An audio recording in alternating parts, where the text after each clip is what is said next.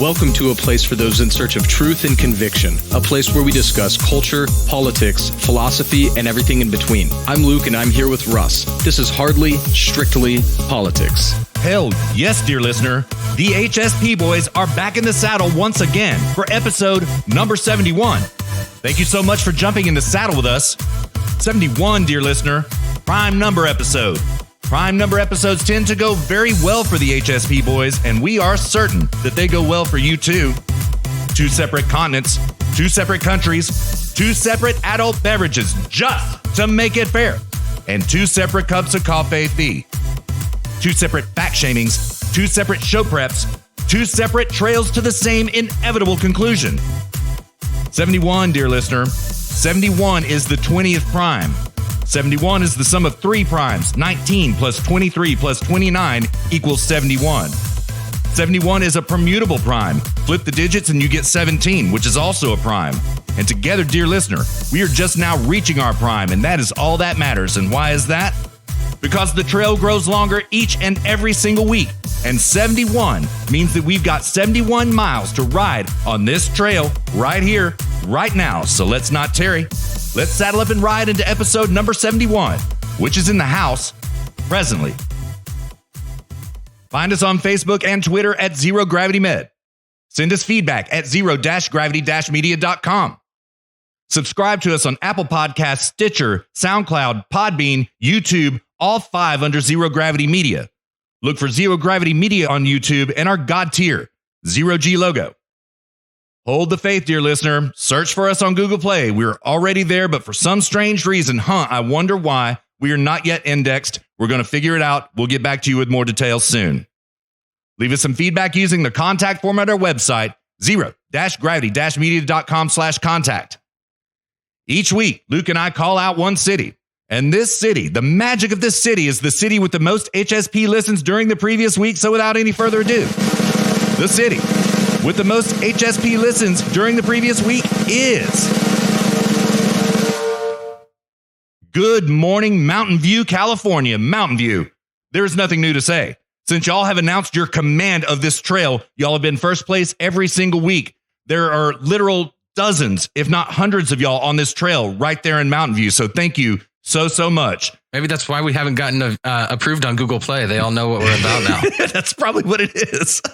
Mountain View, if you could hook us up on Google Play, that would be ever so appreciated. Mountain View, we should probably swap numbers and hang out at this point in time. Seriously, what do you think, Luke? I think we should swap numbers. Yeah. All right. Honorable mentions this week include College Station, Texas. As always, College Station. Now, College Station, dear listeners, Luke is from College Station. We both went to A&M, and so did John, and so did Kyle Schubro. So y'all are well represented in these hallowed halls. Now, because we've got so many Aggies here at Zero Gravity Media, we kind of always awaited y'all on this trail.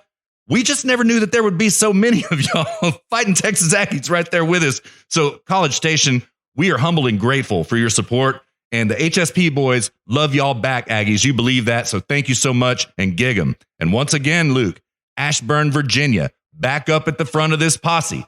Ashburn, you are original crew, original rider on this trail. We've just been keeping the saddle warm for y'all up here at the front, Ashburn. So welcome back to the front of this posse. What do you got to say about that, Luke? How you doing, man? I'm doing good, man. Yeah, it's glad to see. I would rather have slow growth if it means we have the same people who continue to listen and listen and listen. I'd rather have that than like a whole bunch of churn, people tuning in and tuning out. Right. So I find it encouraging.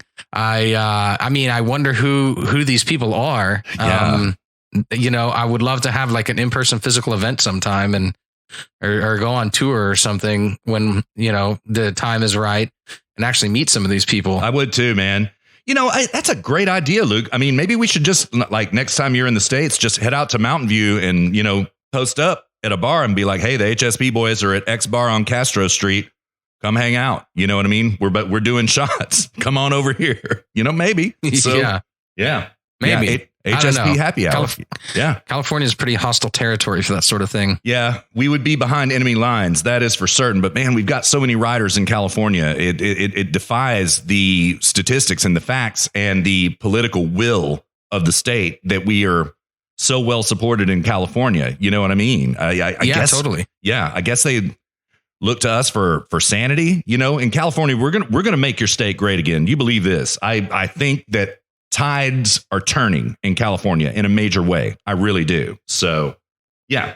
So I don't know. Welcome to your weekly dose of sanity, California. I'm sorry it's like that right now. Yeah, things may seem crazy, but we got you here at HSP. Yeah, absolutely. Always welcome on this trail, California. Always. So, yeah. So what do you want to start out with, man? Dear listener, we got a bunch of topics. This is a weird week. There were some kind of like big topics, but nothing, no crazy developments, with in detailed developments or anything to talk about. It's just a few big topics like coronavirus.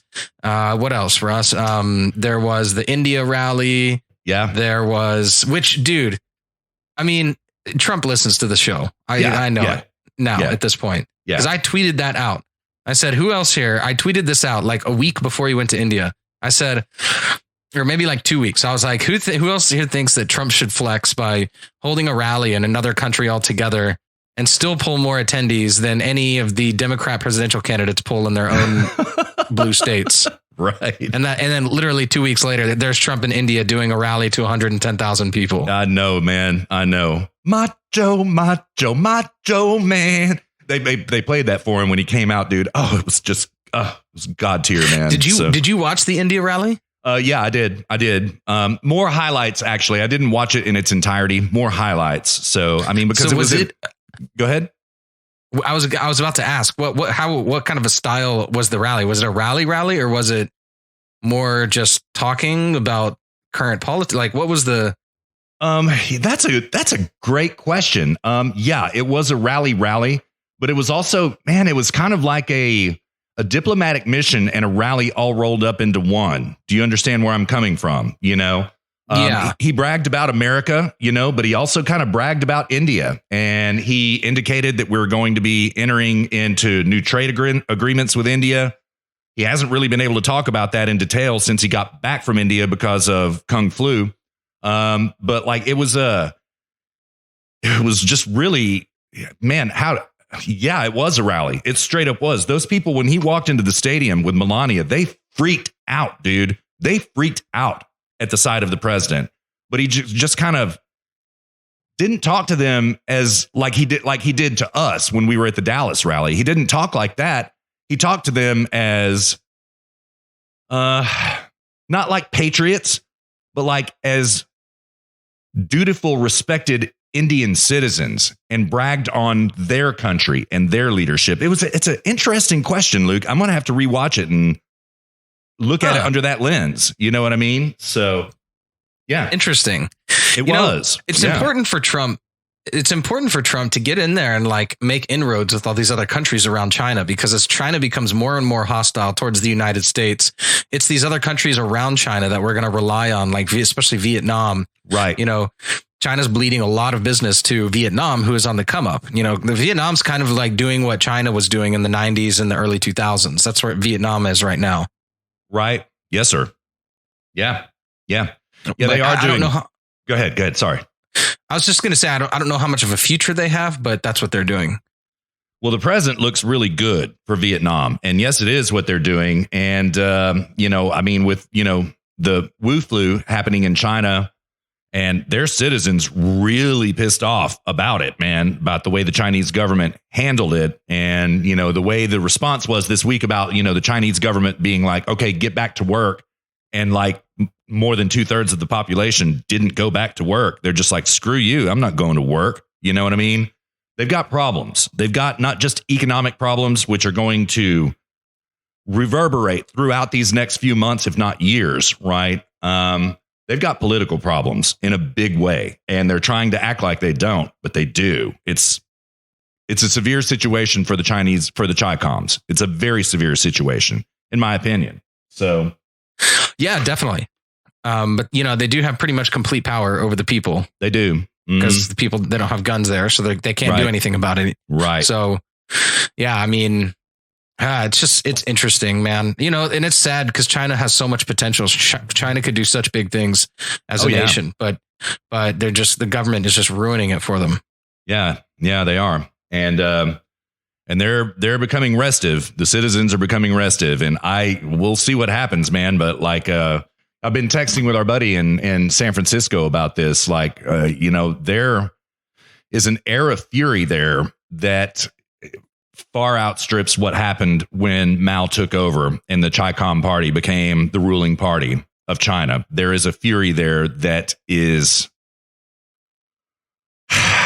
maybe about to crest over. We'll just have to see what happens. We'll have to see what happens there. So, yeah, man, I'd be pissed off. Were I Chinese, I'd be pissed off as hell too. Seriously, I really would. Yeah. So, I mean, I would just figure out a way to get the hell out of the country. Yeah, actually, I would too. Man. But, once these travel restrictions are, lessened, that's probably exactly what I would do. I'd probably go to Hong Kong, I suppose. Hong Kong has remained incredibly resilient to the Kung flu, despite their huge population. I mean, 8 million. Yeah, it's about 8 million. They have a handful of cases compared to the mainland. You know what I mean? And so I'd probably head to Hong Kong, man, maybe Taiwan, something like that. Maybe come to the States, maybe come to the States. I don't know. So, yeah. Yeah. Well, Hong Kong has a much more Western understanding of things like washing your hands, not spitting right. all over the place, hawking up loogies in the middle of the street. Clipping your fingernails in restaurants. They don't do that in Hong Kong. Mm-hmm. Mm-hmm. Yeah. Yeah. In fact, I believe that spitting in the street in Hong Kong is a ticketable offense with a hefty fine. If I recall that correctly, I think that's the fact. You know what I mean? I know that's the case in Singapore, but definitely I don't know in Singapore. About Hong Kong. Yeah. Yeah. Mm-hmm. Yeah. Definitely in Singapore. Yeah. They'll cane you in Singapore, bro. I'm not kidding, man. Just kidding, Singaporeans. I know y'all don't cane anymore, but it's you used to. Yeah, maybe you're right. I'm conflating Singapore and Hong Kong, but there are agencies in charge of sanitation in Hong Kong in ways that there aren't on the mainland. You're right. That's just the way it is. So, speaking of. Go ahead. Sorry, man. I was just going to say, speaking of coronavirus, it's over here in Europe now, too. Yeah, it is. Mm-hmm. In fact, it's actually arrived near where I live. Yeah. Yeah, it has. I know. I saw that this week. And it's in all seriousness, it's probably because I didn't say I love you, Corona Chan, in one of the threads. So. I love you, Corona Chan. The HSP boys love you, Corona Chan. We love you. So don't kill our mom in our sleep tonight, Corona Chan. Okay, don't do that. Just inside jokes. It's 4chan humor, dear listener. You probably know already, but it's 4chan. Yeah, we told them all about Corona Chan. Yeah. But the mother dying in your sleep tonight, they probably don't know about that. So, oh yeah. Yeah, but it is outbreaking all around you. Italy BTFO'd in northern Italy. Trump just announced travel restrictions to northern Italy today and to South Korea, where they are raising the level to level 4, meaning do not travel. American citizens do not travel to northern Italy or South Korea. I would expect more of these travel bans coming forth in the next week. But Luke, I saw the outbreak map in Germany around where you're at, and I was like, dang, man, that's getting pretty close to home. You know what I mean? I saw it there, Yeah. So, well, I'm supposed to go snowboarding in Austria next weekend. Oh, dang. Huh. And it's like right on the border of northern Italy. Shoot. Yeah, it is. So I may have to cancel that. Well, for what it's worth, as soon as the outbreak happened in northern Italy, starting as early as last Sunday, Austria banned all travel, incoming travel from Italy, right? And they did it immediately and finally and comprehensively, right? So it may be okay. Like there, in other words, there's no way to get into Austria from Italy right now. There is no way, by flight, train, nothing. So that's, it's a little bit draconian, but it's the sensible thing to do. It under these circumstances, it is, the They'll probably get sued by the EU and all that kind of stuff, but nonetheless, it's the sensible thing to do. So, yeah, I would agree with that. Yeah, you may be all right in Austria.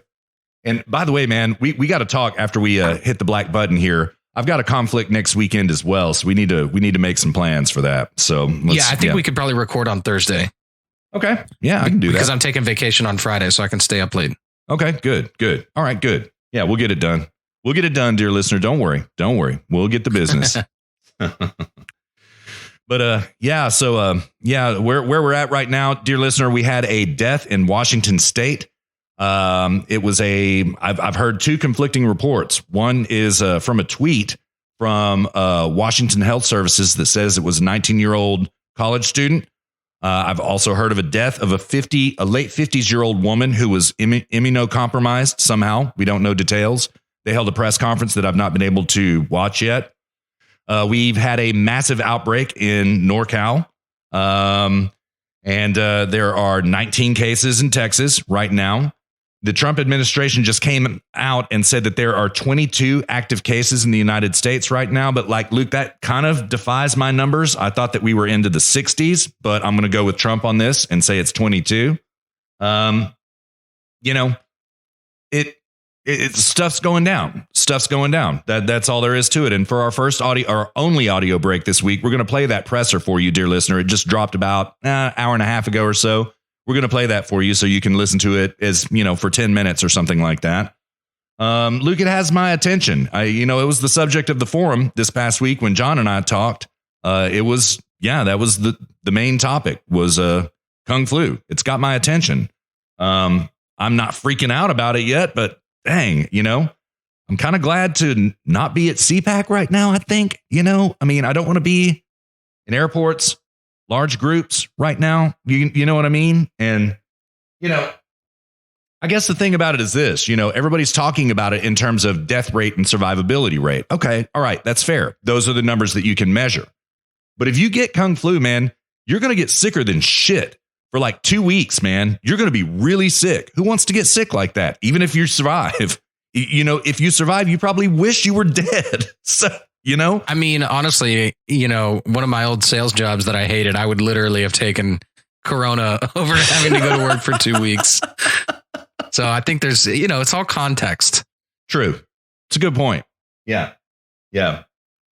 I mean, with all of these cases around you, are you tripping yet? Are you okay? I'm not tripping either. Yeah. Okay, good. I mean, I'm going to go into town tonight. I'm going to ride the tram, go into town tomorrow, not tonight, tomorrow night. And because Jessica's going out of town. So when she goes out of town, I like to use that as an opportunity to cruise on into town and hang out and hit up my local Irish pub where everyone speaks English. And, nice. No, not really. I'm not freaking out about it. There was something else I was going to say about, some people are freaking out. Like we went grocery shopping last night and that's the longest lines I've ever seen at the grocery store. Really? Interesting. Oh yeah, dude. People are bulk buying canned goods. The shelves are empty. It's people are freaking out in general, but I'm kind of like, whatever. I kind of like these sorts of things, man. It's like, really? Yeah. It's kind of like, when the fire alarm goes off at school. It's like that. And they're like, ooh, awesome. We get to go outside and get to leave class. Things are get shaken up a little bit, Is it just me or do you feel that way too? Yeah, I think I kind of feel the same way. Never thought about it before. I kind of like happenings, man. Yeah. I hadn't thought about it, but yeah, I think I agree with you. I think it's kind of exciting. It kind of is, something different, I mean, I was always bummed that I never got to experience like a big earthquake. And when I, in the 5.5 years that I was there, I only felt one earthquake. Yeah. Well, in Texas, anytime a tornado would blow through, like I would get in my truck and go try to find it and stuff like this. I like happenings. Yeah, I get it. I suppose I do too, I've been kind of LARPy about it this week, imagining the end of civilization and humanity and things like that, considering these possibilities. And it's fun. Yeah, you're right. It's morbidly fun to consider this stuff. So, yeah. So I hadn't thought about it, but I suppose you're right, So, but really, honestly, dear listener, I think we're all right. Things could change quickly. That was the central theme of Trump's presser today, which we're going to play for you at the end of this segment. But it's not time to freak out yet. Everything's okay. Yeah, everything's cool. Our mutual friend, who I won't mention because I don't want to dox his career, but if I haven't gotten a message from him telling us that we need to be careful or be worried, then I'm whatever. Yeah. If I get a message from him saying, hey, you need to be careful, blah, blah, blah, avoid public, like I will take his advice. And if he hasn't messaged me, then I take that to mean it's, not worth spending a whole lot of time worrying about yet. Yeah. Same here. And he would message us both. That's for sure. And John made a really good point on the forum that is probably the goddess tier point of all. If this is an opportunity for politicians for political gamesmanship right now, where they're going to try to score political points on the president, that tells you exactly how unserious it is, right? Yeah, totally. Yeah. Mm-hmm. Yeah. Which is a good segue, I think, because the left is using this as a vector to attack Trump. A couple of shows ago, we detailed that we think that we might see an economic downturn at the behest of deep state politicians embedded in areas of the government like the Fed, and they might trigger some sort of a recession or economic downturn because that's their only vector that they have left to attack Trump. Except now coronavirus has come along and presented itself. So, the left with their terrible premises, they love disaster. Here we were just talking about how much we enjoy happenings, but they thrive in chaos and destruction. That's good for them. There needs to be problems that they can come along and solve. And if they don't even have to create them, then that's wonderful. Right. Hence, enter Corona Chan.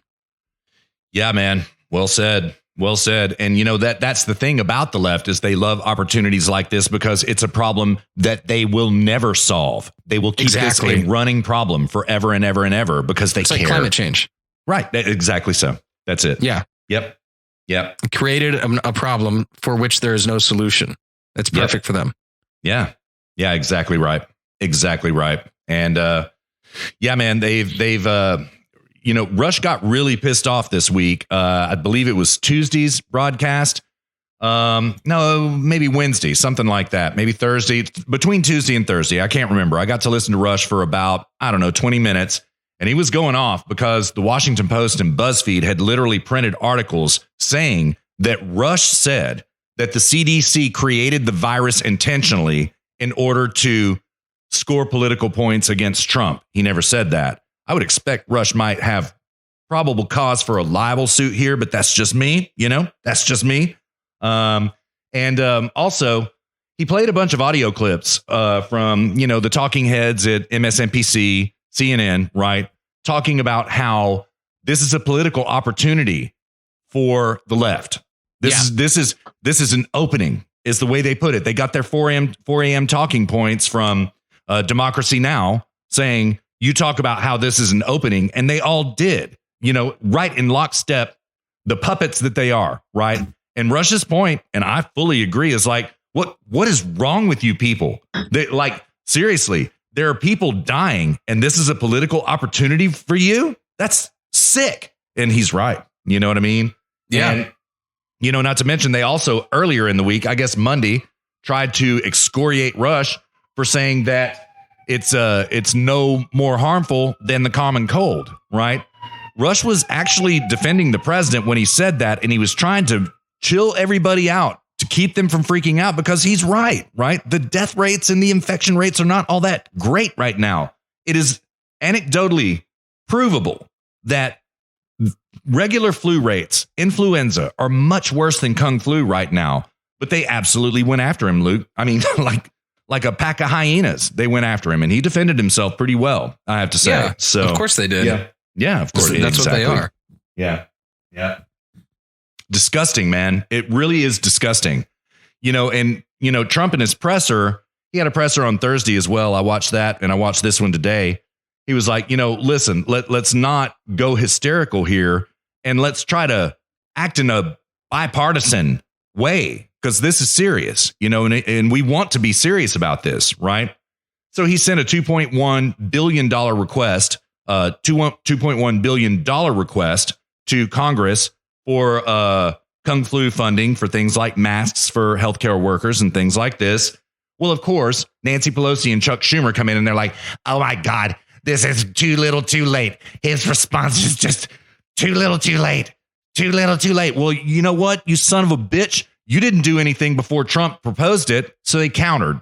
They wanted to do an $8.7 billion funding for Corona Chan stuff. And Trump was like, OK, that's fine. If you're going to approve money, whatever you'll approve, we'll take it and we'll use it. Right. You got Elizabeth Warren coming out saying that we are going to stop all of this racist funding going to Trump's racist wall. And I'm going to propose a bill where we're going to invest that money into Kung Flu. She's literally proposing a bill in the Senate. Yeah, I saw that. What a God, man. It's unreal, dude. These people, it's unbelievable. Just take care of the problem, right? Shut down the borders, shut down travel, put out the fire where the fire is lit, and quit your bitching, for God's sake. Just quit your bitching for a moment, Anyway, yeah. It chaps my ass, dude. Pardon my French, dear listener. I don't mean to be cursing, but I'm sorry. But it really does get under my skin. It really does. So I'm just so callous to it all, man. It's like I don't get emotional about this. I of course they're going to do this. It's just par for the course. This is standard operating procedure. Yeah, it is, man. It is. Probably literally says to do this in their SOP.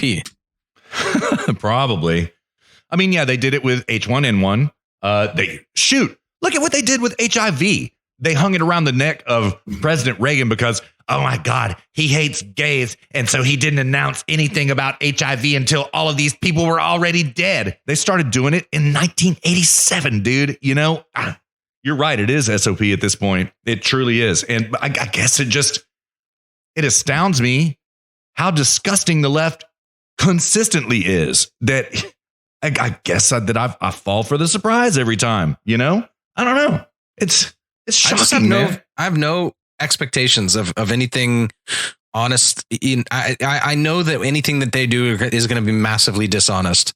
Yeah. So I pretty much categorically write off anything they say or do as being unimportant. Yeah. Yeah.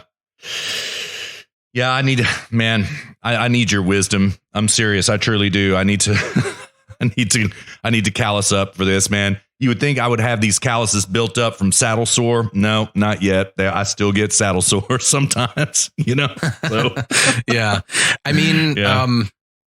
Oh gosh, what was I going to say? Like, if anything, it's funny to me when I see it, and also I think that with the internet, because there's this whole other medium through which people can get information, I don't think people fall for it anymore. I think they really are seeing the DNC blob middle left as this extremely disgusting, gross, and dishonest just group of people. I just can't see that your average American, your average millennial and an American young person that has access to the internet and has had access to the internet from a young age, seeing like somebody like Pete Buttigieg or when Elizabeth Warren says these things and actually believes them, Yeah, I think you're right. Yeah, I do. You have to be an idiot to actually think that they're being honest with any of this. Yeah, and we have some evidence to that effect. Let me look for it real quick. There was a Project Veritas drop this week. It was about the ABC network. I didn't watch the video. Yeah, it was really good, man. It was really good. And Project Veritas doxed an ABC reporter. Who was it? David Wright. It was David Wright who does like oh God, what does he do? He does ABC News Tonight. Is Good Morning America ABC? Or I can't remember. Anyway, he's a frequent appearer on numerous shows, right? he ended up getting fired from ABC, right? Because of comments that he made about how he is a socialist, about how ABC does not really report the truth.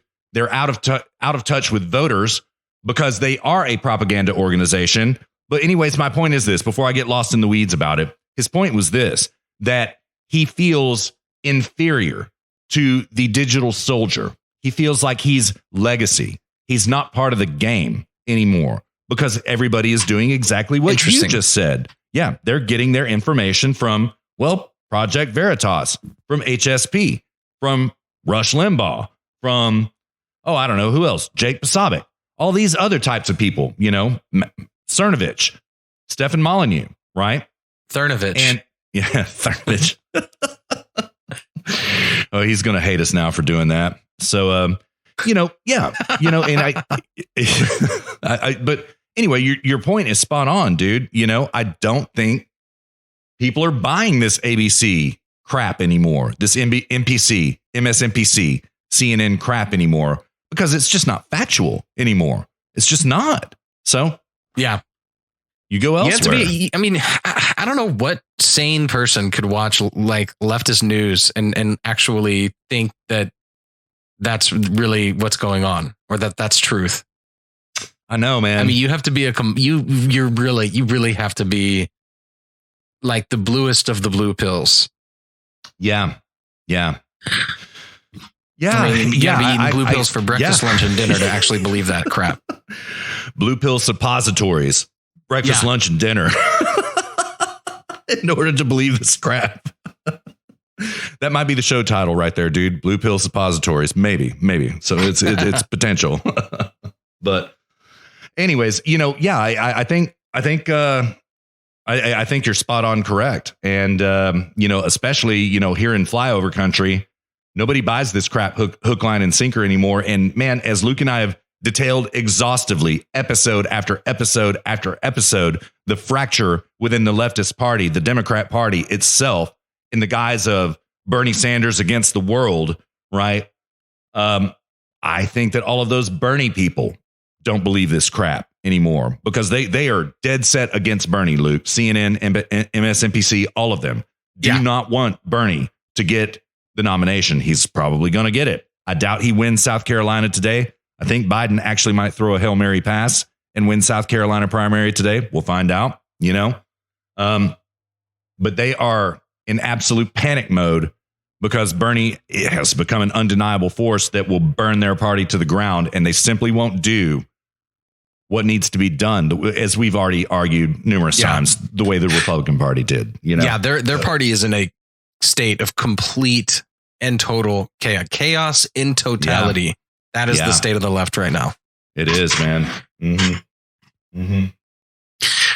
You were saying something before that, though. There's like another point you were making a point there. Oh, really? Dang it, I forgot it, man. Sorry. Shoot. Sorry about that. I'll as soon as we hit the black button, I'll remember it, but I don't remember it right now. Yeah, exactly. Yeah. Sorry about that. Sorry, dear listener. Sorry. It just happens sometimes. It might come back up. So yeah, I'm sure it will. It'll come back up in due course. Yeah. Well, do you want to shift gears and change subjects, or do you want to? Were we on a thread there? No, I don't really think there's anything more to say about this. It's just Corona Chan. Yeah. It's the new leftist cudgel. It's the new Russia. It's the new Stormy Daniels. It's just the new attack. They're out of all other attack vectors. And dear listener, once again, Luca's right. We called it weeks ago that they're out of tools to use against the president, and this is only too convenient for them. Yeah. At the end of the day, what the left needed and what nobody realizes and what the left now realizes, their one source of hope, the one savior that they needed, their ace up their sleeve, the thing that is going to save the Democrat presidential candidacy is a single bat in China. Well said. Oh, help me, Bat Soup. You're my only hope.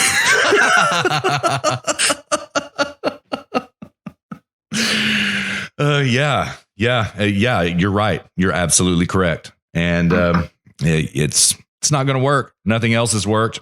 This isn't going to work either. Even after this financial sell-off, Luke, the Dow being down, I think they're down about 4,500 right now from their highs. Even that's not going to do it. And Trump said God-tier comments about that in the presser today. I hope that we get to it. It was a question that he was asked far into the presser, so we might not get there, but I hope that we do, because he was like, the market's going to fix itself. We're going to take care of business with the Kung Flu. The market's going to fix itself. And it will, dear listener. It will. That's the correct response. Yeah. Yeah. Mm-hmm. It will. So, yeah. Yep. And that's what the left doesn't understand. They think that you have to fix the market. Right. But anybody who understands that, understands capitalism knows that, no, the market will fix itself. You just have to make sure that the environment is there. Yeah, that's right. That's right, man. Well, then let's move on. Let's do it. Let's see. Homeland Security whistleblower. Dang. Philip Haney. Yeah, that is a crazy story, man. You said you had a piece about it. Is it a Daily Wire piece you've got? I read that piece. Yeah, I can quote from it. Yeah, so taking it from the lead, authorities have reportedly opened an investigation into the death of Obama-era Department of Homeland Security (DHS) whistleblower Philip Haney, who was found dead. Oh my God, Daily Wire, who was found dead in his California home on Friday. Quote, on February 21st, 2020, at approximately 10:12 in the morning. 10:12 in the morning, deputies and detectives responded to the area of Highway 124 and Highway 16 in Plymouth to the report of a male subject on the ground with a gunshot wound. The Amador County Sheriff's Office said in a statement, quote, upon their arrival, they located and identified 66-year-old Philip Haney, who was deceased and appeared to have suffered a single self-inflicted gunshot wound. A firearm was located next to Haney and his vehicle. The investigation is active and ongoing. No further details will be released at this time. Fox News reported he was an outspoken critic of the Obama administration, specifically its handling of radical jihadist elements and Islamic terrorism. Haney, who retired in 2015, studied Arabic culture and language while working as a scientist in the Middle East before becoming a founding member of the Department of Homeland Security in 2002 as a Customs and Border Protection agriculture officer. After serving as an armed CBP officer, he was promoted to its advanced targeting team. He specialized in Islamic theology and the strategy and tactics of the global Islamic movement. Yeah, and dear listener, what specifically he did is that during the Obama administration, just to the upshot of this, Obama was importing into the United States violent jihadis from Somalia, from Pakistan, from everywhere. Pakistan. Sorry about that. From Pakistan, right? Pakistan, in Obama speak. That's the way he said it, not the HSP boys, right? And Phil Haney was the one. We say Pakistan. Pakistan. Yep. Well, Obama was importing them by the thousands, and they have hence settled up around Minneapolis, St. Paul, in that area. That's how Ilhan Omar got elected, because of these violent jihadis being imported by Obama. And in order to import them, what Obama directed the DHS to do was wipe their criminal records and their war records clean, so that they would have a clean record, apparently, so that they could get into the United States. This is what Philip Haney blew the whistle on. This is it right here. Yeah, that's it. The Obama administration is importing wild jihadis. That's it.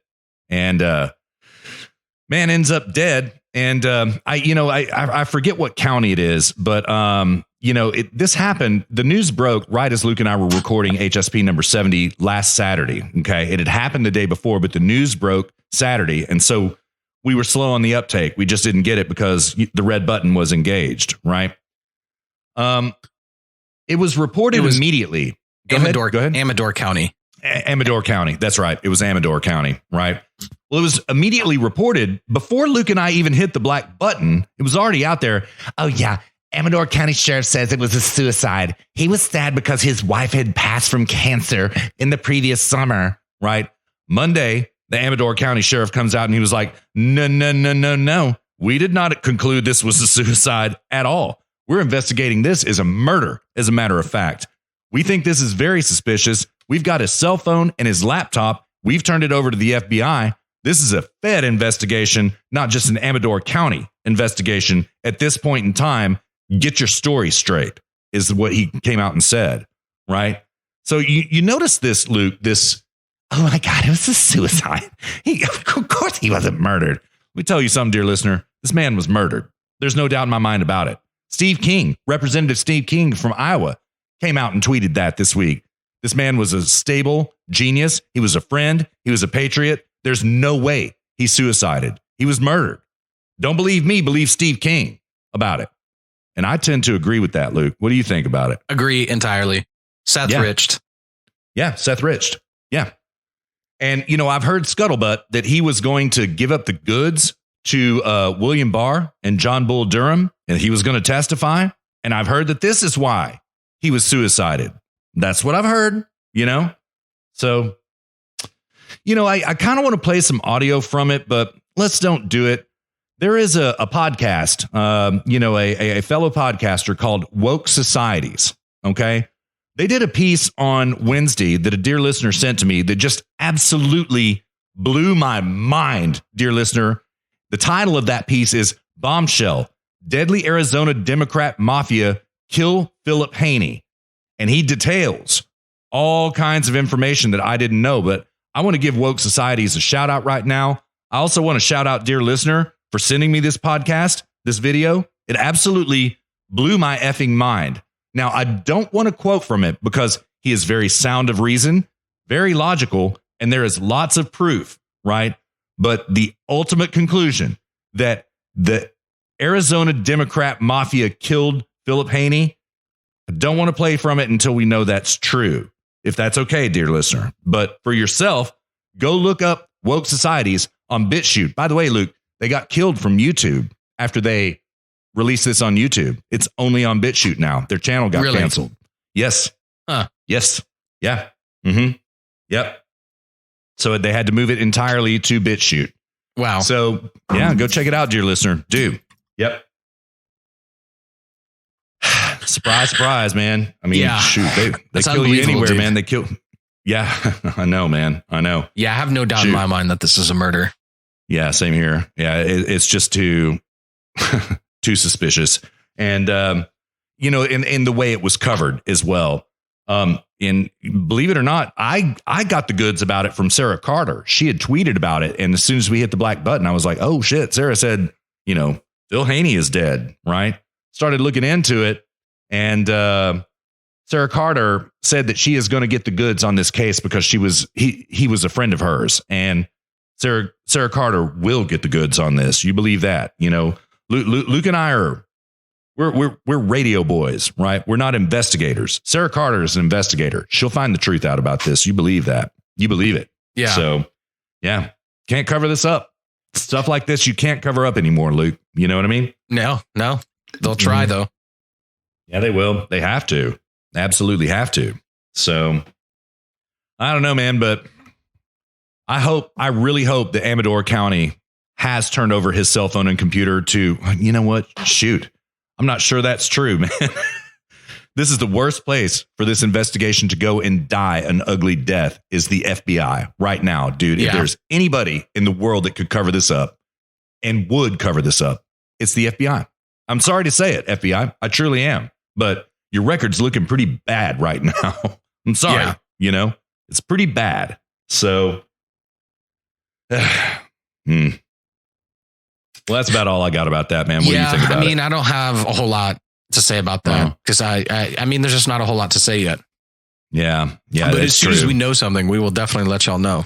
Oh, yeah. And we will be looking into it as well. They're going to try to kill this from the media. Nope. Won't get away from the HSP boys. Not for a minute. So we'll be checking in on it, just like we do Jeffrey Epstein. Oh, my God. Everything else. Russia. We'll keep our finger on the pulse of it. If you need to know something, dear listener, we're going to let you know. You believe that? That's right. Yep. Well, what do we got up next, man? Well, there was a shooting this week in Milwaukee. a worker in at the Miller Coors brewery flipped out because he felt that he was being discriminated against. He was an African-American man. The narrative was exactly as what you would predict. Oh my God, guns. Oh my God, these conservatives with guns. They're just crazy. They're going to kill us at the workplace. Nope. He was an African-American, 51-year-old named Anthony Farrell, who was an Elizabeth Warren supporter that felt he was discriminated against. Went home, grabbed his gun, came and killed his fellow coworkers. And so how many people ended up dying from that? 5 plus himself. So 6. Okay. Yeah. So, yep. So there you go. Thanks so much, Pocahontas. Thanks for inspiring your supporters to go radical, jihadi. Appreciate it a bunch. Really do. Thanks. Yeah. So, man, we're blowing through topics. Yeah, I know, man. I mean, they're all just fact type topics, you know, they're just, yeah, they are. There's not a whole lot to say about them. There's not like value judgments to say about them. Yeah, it's true. This was a weird week, man. I mean, so much happened, but it felt like nothing happened because of the Kung Flu, you know, that all eyes were on Kung Flu. And, I mean, stuff went down, but it's exactly like what you said. They were hit and quit stories, you know. Elizabeth Warren supporter goes, shoots up a brewery. Okay, that's done. You know, Corona Chan infects and kills our first American citizen in Washington State. Okay, now we know. You know, you know, the Dem debate. Okay, that happened. That was glorious, by the way. And you know, South Carolina primaries tonight. Okay, you know, that's it. It was a weird week, man. It's not what we've seen typically in these past 71 episodes. It was an atypical week. Yeah, for sure. I can't put my finger on why, you know? I think that's probably why. I think it's mainly Corona. And I'm sure the left is probably, they're scrambling. They're like, oh God, we got to figure something out. What's our next attack vector? Which, yeah, I think you're right. You know, so this would have been a good segue earlier, but I'll segue now. Patricia Arquette, the actress, has come out and said that Patricia. So the title of this article is a Washington Examiner article. Patricia Arquette rallies support for shutdown to disrupt U.S. economy. Actress Patricia Arquette shared a message on social media about asking the American people to participate in a one-day quote unquote economic shutdown to send a message to President Trump. It's easy. Do not spend any money on anything anywhere, the Instagram post said, and calling for a boycott on March 2nd. So, God. Yeah, we called it. We called it to a T that their only attack vector left was our economic attacks. Yeah. And, you know, this is what they're going to try to do now. And I wouldn't be surprised if we see an economic downturn later in the summer through things like this. Mm-hmm. Yeah, I would agree. It's so disappointing, man. I used to adore Patricia Arquette, man. I thought she was incredibly beautiful, very, very wonderful actress. And like, dude, another thing that you may or may not know about her is that her IQ is off the charts. She is an absolute genius, uncontested, right? But then she turned into this, you know, kind of pathetic, shrivel up cat lady, you know, that is just a malcontent, almost damn near not an American citizen anymore. And behold, the chaos she tries to inflict on our country, on our economy. You know, it's just, man, it's disappointing. Patricia, man, rethink it. No, but she won't. She's dyed in the wool Hollywood. She'll never rethink. She has no self-awareness. What movies did she play in? Oh gosh. The Oliver Stone flick that Quentin Tarantino wrote, True Romance. She was in True Romance. She was in David Lynch's Lost Highway, which I thought was a fantastic film, and her performance chilled my very soul in that. Gosh, I can't think of anything else right offhand, you know. She's been around though, and she was in some series that I didn't watch, didn't know anything about. I believe it was an NBC series that went for 4 seasons. And apparently she knocked it out of the park on that series, but I can't even recall what it was, you know? So, yeah. So she's accomplished, truly accomplished. Yeah. You know, I mean, well, as far as if you call that accomplishment, then she is. So, yeah. You know what, man? I'm going to look up her IMDb here real quick. I'm kind of thinking about that now. Don't let dear listener hear you typing. No, man, dear listener, you're a little bit hard on us about that. I'm going to type quietly, dear listener. I hope I didn't offend you. Have they said anything like again since then? No, not again. No, okay, we've been sufficiently quiet in our typing. Yeah, we have. I mean, I upped the ante on my noise gate aggression. Yeah, good. Yeah, good. Oh my God, I'm sorry, I forgot. She was in Ed Wood in 1994, which is a fantastic film. So she was in Ed Wood. I don't know any of those movies, man. I just don't watch a whole lot of movies.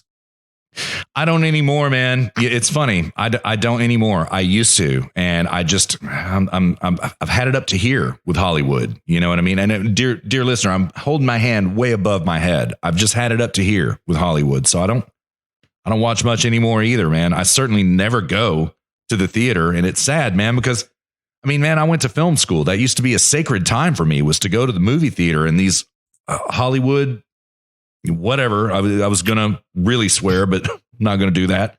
They've just ruined it for me, man. I don't want to be anywhere around a theater anymore. You know what I mean? So same as you. I just don't. Yeah.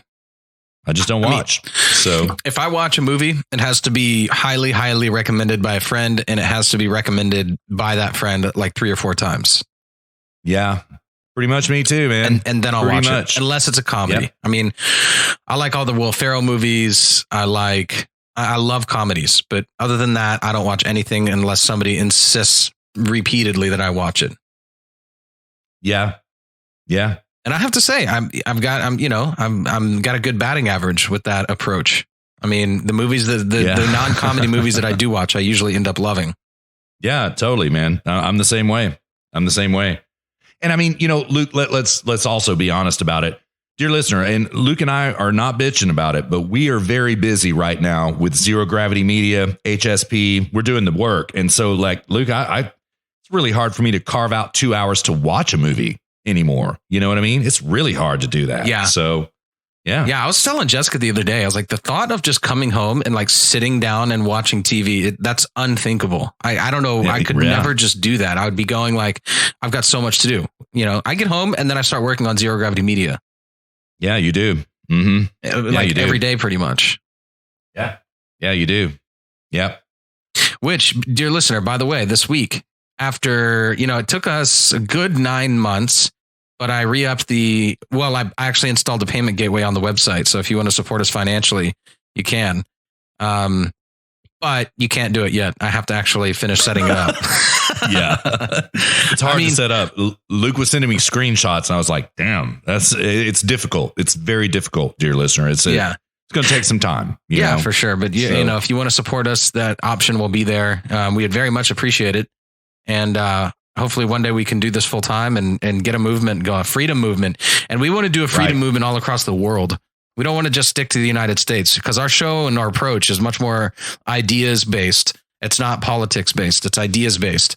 And so these ideas hold true all around the world. And we want to penetrate other markets, other language markets all around the world. And, my ultimate vision is to get a global pro-freedom movement going across languages and cultures and borders. Absolutely. Yeah. Dear listener, Luke and I knocked out a few episodes in the single digit days of HSP. And then we were like, okay, we got something going on here. There are people actually listening to this stuff and they actually dig it. So we need to keep going. And Luke asked me we told y'all this before, but for new dear listeners on the trail, of which there are numerous. Okay. Luke asked me, what are your goals? What do you want to do? I want to save the world. What are your goals? And Luke was like, I want to save the world too, bro. That's what I want to do. And like, listen, we're not pretentious enough to think that we can save the world. However, we do think the ideas to which we ascribe will save the world, right? It's not me and Luke. It's the ideas. And so they're kind of all summed up in terms of politics. And that's why Luke and I'm so glad you said that, Luke. we're not just doing news reporting. We're not America's anchorman like Rush Limbaugh is. No. We're trying to infect the ideosphere from which all things descend, symbolically from the ideosphere in the form of politics. Right. And that's why we discuss it. That's why we discuss politics. Yeah. The concretized form of these ideas is politics. Right. But we still live in the abstract in terms of ideas. That's right, man. That's right. Yeah. So, and that's what's exciting. We can penetrate other language markets. I would love to get HSP going in like each language market. Find a couple of people that, a couple of guys that have a good relationship, or girls, whatever. Whatever. Yeah. Have good relationship with each other as hosts and, know their history, know their economics, know their philosophy, know internet culture and memes. That's a must, probably more important than anything else. Yeah. And start a version of HSP in, I don't know, Vietnam. Start a version of it in Portuguese in Brazil. That's what I would like to do. In order to do that, we have to have a lot more time available to do this. That's right. And in order to get the time available, we need help. We need funding so that we can do this full time. Just to put it bluntly. Right. Yeah, that's pretty much it. So that's pretty much it. And, we have another vector of generating monetizing, and that's YouTube. So dear listener, we are doing live streams now. In fact, Russ, my dad was like, I see, I've got all these push notifications from Zero Gravity Media now. Good. And I'm like, sweet. So yeah, we're doing live streams. Go subscribe to us on YouTube. Just search Zero Gravity Media. Go to look for our logo there and subscribe to us. And then when we're on live stream, you can watch the live stream and jump on and comment and ask questions. And we're there to answer questions. And, and the exciting thing is it's not just Russ and I doing it. We've got Ross and Kyle and a couple, I'll probably invite Dan. I already invited John, awesome. But he can't make it. John Nelson. Okay. Yeah. Like, so, John from the UK is going to try to make it tomorrow night. Yeah. So it's going to be they're really exciting and fun streams. Yeah. I had a blast last night. That one we did, man. I mean, yeah. It was just great talking to you and Kyle. And it was just so much fun, dude. It was so much fun. Yeah. Talking about Bloomsburg. Dude, yeah. Lou just came up with that off the tip of his tongue last night, dear listener. I can't believe we hadn't thought of it before. Bloomsburg. You should explain to dear listener what spurg, like what that means. Okay. All right. So a spurg is it is a defamatory term. It's very insulting. Okay. It comes from the term Asperger's syndrome. Okay. Asperger's disease is it's a disease where sort of like autism spectrum, but not really. You kind of sort of with Asperger's, you lose empathy for things, right? And you become obsessive compulsive about things. And it is in the DSM. It's a literal disorder, right? I've known several people. I've worked for several people with it, as a matter of fact. And and so it has been shortened in internet culture to be spurg. Okay. And you can say to somebody, stop spurging out about something. Yeah, it's a verb now. Right. And that means, stop being obsessive, stop being so OCD about something, right? When somebody does something really shitty to somebody else, you can just be like, man, what a spurg. In that case, spurg is a noun, right? It's conjugated adjective, verb, noun. It's all the way through the language now. Well, every participle. Yeah. Another way it can manifest somebody like just having bad memes. And this is a feature of like autism, Asperger's, is that they don't really understand human interaction, Right. That's it. It's just not up there. It's just not in their wheelhouse. They don't really know how to relate to others. And like that to me is like Bloomberg's whole campaign. Bloomsburg's real though. Yeah. That to me is Bloomsburg's whole campaign. Yeah. I mean, I characterized it last week in number 70 as nihilistic and misanthropic. I think that he just hates people except for himself. It's not narcissism. It's misanthropy is what it is. And That's what I think it is. But like, yeah, man, Bloomsburg is a Spurg campaign. See, Spurg is an adjective in this case. Total Spurg campaign. Yeah. Going on.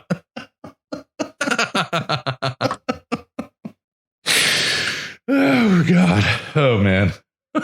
Dude, speaking of which, we should probably segue into the Democrat debates. I'm starting to say it now, too. Everyone says Democratic debates. It's not Democratic debates. It's Democrat. And I think they do that because they don't like that word ending in rat.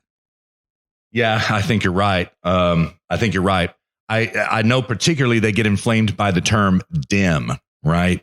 But I think you're right. I don't think they like the way Judge Janine always says, these dim rats. I don't think they like it, but But what do they rats not like about, because like the CNN hashtag or whatever news network, their hashtag is always #Dem debates. Yeah, I think what they're trying to do is occupy the term, right? Because people on the right started calling them Dems, and now they're trying to own it and be like, God, it's just dim. We've always been dim. But when it was actually originally a pejorative from people like you and myself, calling them dim, I personally prefer shit libs. That's my favorite. Yeah, that's my favorite term, shit lib. Yeah. And, in fact, when I hear somebody say lib shit, that bothers me. It's not lib shit. It's shit lib. There's a big crucial difference here, dear listener. It is shit lib. There's a nuanced understanding of memes that you have to get right. And if you don't do that, then it's just the meme's going to fall flat on its face. That's right. That's right, man. Yeah, it's absolutely true. So about the dim debate, I was first of all, Luke and I are not going to do a grab bag special this week. And for new dear listeners on the trail, a grab bag special is where Luke and I take an audio segment, we jump into it, we play little bits of it, and we absolutely take it down bit by bit. Sometimes we attack our opponents. Sometimes we try to bolster our friends. So people that we really like a lot will grab bag special their stuff in order to try to shore them up, to make them better, right? We do it both ways. But lately it's been quite destructive because we've been grab bag specialing dim debates. Well, we're not going to do that this week because we pretty much did that on the live stream last night with Kyle. Wouldn't you say, Luke? We took apart the Democrat debate. Yeah, mm-hmm. Absolutely. And I thought that was a good format. It's like anytime there's a lull in conversation, we just go back to the debate. True. That was such a good out. What's that? There's always an out. Yes, exactly. Nothing left to say. Such a good format. I think we should do that for the live stream tomorrow too. Oh, and by the way, dear listener, I don't know when we're going to get the show out, but we're live streaming tomorrow. I don't know, maybe every Sunday at 1 p.m. Central. I don't know. I don't know if I want to commit to that yet, but we've been talking about doing like a Friday or a Sunday stream, or maybe even both. Yeah. Unfortunately, dear listener, this may spell the official end of the Friday Night Comfy Post. And I know that we had some listeners to Friday Night Comfy Post, Luke. This may be the end of that because it's just a matter of time. There's no time for Friday Night Comfy Post to resurrect it if we're going to start doing these kind of open forum live streams. You know what I mean? There's just not time for it. Yeah, but I think that live stream becomes the Friday Night Comfy Post. Exactly so. Yeah, I think that's right. I think it will. Yeah, I think it sure was last night, man. I was comfy. You seemed comfy. Yeah, I was comfy. Yeah. I was super comfy last night. Yeah. Yeah. Yeah. So yeah, I and I said to Luke and Kyle last night, I was at an unfair advantage. I watched the Democrat debate twice, and it was shrill. It was crazy. But dear listener, it was absolutely glorious watching these people cannibalize themselves, watching them go after Bernie. We're going to have a revolution. We're going to throw open the borders and everybody gets free healthcare and college tuition. Everybody has a fundamental, last time I checked, illegals are human and they have a fundamental right to our healthcare, right? Which is insanity. It's absolute insanity. But like Luke, watching these people, like kids, like Hermione Granger in class, raising their hand, me, I have to say something. And the moderators completely lost control of the debate. We didn't quite get there. We were very close before we cut off the stream last night to where that happened, where just pandemonium broke out in that debate. Man, these people hate each other. And they try to act like they respect each other. They don't, dear listener. They hate each other worse than they hate you right now. Believe this. And the implosion, Luke. Oh, God. Just glorious, man. Glorious. So, who do you do? So they obviously they went after Bernie, which I'm sure was marching orders. Sure. DNC marching orders.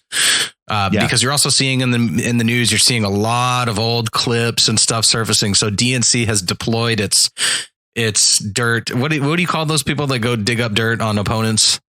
Oppo researchers. They have deployed their Oppo researchers on Bernie. And now you're seeing all of these old clips coming up of Bernie. Oh, he wrote this when he was 30 about something. What was it? Something about masturbating in front of children or something like this. Yeah, he did. And how women want to be raped and all this sort of thing. So it's really funny. The DNC has deployed their Oppo researchers on Bernie now. And I tell you what is also real funny is, so Bernie won the Nevada caucus last week pretty handily. And the president tweets out support. Way to go, Bernie. There was a great win for you, Bernie. Don't let them take it away from you, Bernie. I saw that. This false support. It's great, dude. It's great. It just goes to show that Trump is absolutely not worried about Bernie at all. Yeah, it does. You're right about that. Just give me an opponent. Let's just get it done. Just give me an opponent. Yeah, were I Trump right now, with what we see right now, barring a surprise like brokered convention with Hillary or Michelle or both, something like that, which I'm starting, I've always predicted it, dear listener, but I'm starting to kind of back off of this because of something that Luke and I talked about with Kyle last night. I'm not going to go into it now. Go check out the live stream. We hit it pretty well last night. So I'm not officially predicting it. I wouldn't be surprised by anything. But my point is this. Were I President Trump right now, I would not be worried by anything I see at all. How about you, Luke? No. I wouldn't be worried about any of it. Yeah. No, and I bet you, I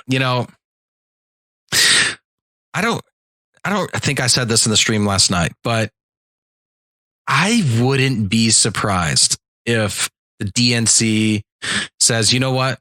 We are not a socialist party. So if you want to run on a socialist platform, you need to be independent, and they just kick him out. Dang. Well, I mean, the interesting thing is that he's not a Democrat. Yeah, he's always been an independent. Yeah. He's a socialist moocher, just like all socialists are. You know what I mean? Yeah.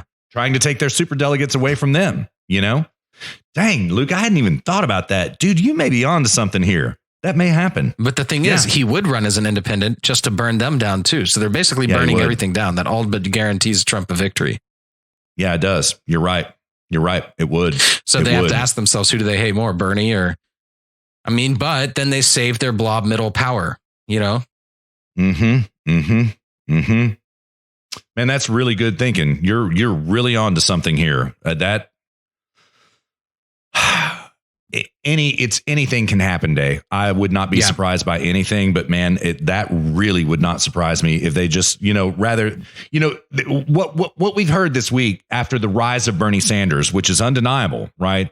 We've heard the DNC basically say, in the form of billionaire donors, their super delegates, you don't choose the candidate. We choose the candidate. We elitists choose the candidate. We don't give a damn who it is that you want. So vote for Bernie all you want, but we're going to cuck him at the convention, right? This kind of stuff is literally coming out right now, okay? I mean, the DNC is, God, Luke, you're so right. You called it earlier. It's so thoroughly, unhealably corrupt. They can never fix themselves now. Yeah. So I'm losing my point. My point is this, really, they don't want him. Now, will they have to accede the nomination to him in order to keep their party from burning to the ground? Maybe. We don't know yet. But Luke just hit the nail on the head right there. Who do you hate more, DNC? Donald Trump or Bernie Sanders? Right? You don't want either one. Who do you hate more? So, yeah, it's going to be fascinating to see how this goes, man. I would say at the end of the day, Bernie Sanders. You think so? Yeah. Really? They hate Bernie Sanders more than Trump? Yeah, because Bernie threatens what Bernie is their last bastion of existence. Bernie would destroy their last bastion of existence. If Bernie went, see, if Trump's the president again, the DNC still gets to go along, continue about its way. If Bernie gets the nomination, they're done. They're finished. Yeah, you're right. So you can characterize it this way. It's like internal problems versus external problems. Donald Trump is good for them away because he represents an existential threat to which they can attack. Right. If Bernie Sanders from within them gets the nomination and let's say he wins the presidency, dang, there's nothing they can do. Yeah. So I don't think it's actually the question to ask. I don't think is who do they hate more? I think the question is, who threatens them? Who threatens their existence more? Yeah. And I think they would act not out of hatred, but out of self-preservation, which would mean they would go after Bernie. Yeah. Yeah. I think you're right, man. I think you're right. Yep. Well, they're going to do something. They're going to make some type of play. Can't even imagine what it is, but we can't wait, dear listener. We can't wait. They're going to do something. So I don't know. I think Luke is onto something here where the DNC just flat out comes out and kicks his ass out. You've never been part of our party. You're an independent. You're a socialist. We're not a socialist party. GTFO, bro. You're out. Yeah. You don't even show up at the convention. Yeah. I wouldn't be surprised if that's what they do. Yeah. I hadn't even thought of that. I think you're onto something, man. Just excommunicate him the same way CPAC excommunicated Mitt Romney. By the way, did you hear about that? Oh yeah, I heard about that. But did he end up going? Yeah. I don't know. I haven't really been able to pay too much attention to CPAC, regretfully, this week. I just haven't been able to do it. Yeah. I watched Mike Pence's speech there, and I watched something else from CPAC. Oh, dang it. I can't recall what it is right offhand, but I'll watch President Trump, and dang, I just haven't had time. Too much going on in the times of Corona Chan. Yeah. Just too much going on. So Corona Chan and Zero Gravity Media. That's all my time right there. Right. Oh man. Well, speaking of Kung Flu, should we go ahead and throw an audio break in here real quick? You want to do that real fast? Yeah, let's do it. All right, dear listeners. So we are halfway down the trail of these 71 miles. We've got Trump's press conference about Corona Chan virus from about 2 hours ago at this point in time. He also makes a super white pilling surprise announcement at the beginning of the press conference, which he pretty much declares the end of the Afghan war. This is really good stuff. So we just want to play it for you so we get the basic facts here and watch our presidentin', Luke. Watch our presidentin', right? Yeah. All right, I'm really interested to hear what you have to say about this Afghanistan thing.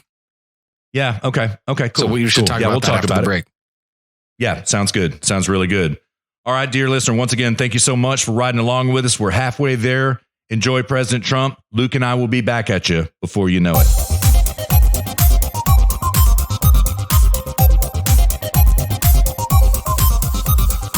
Over such a long period of time have been lost.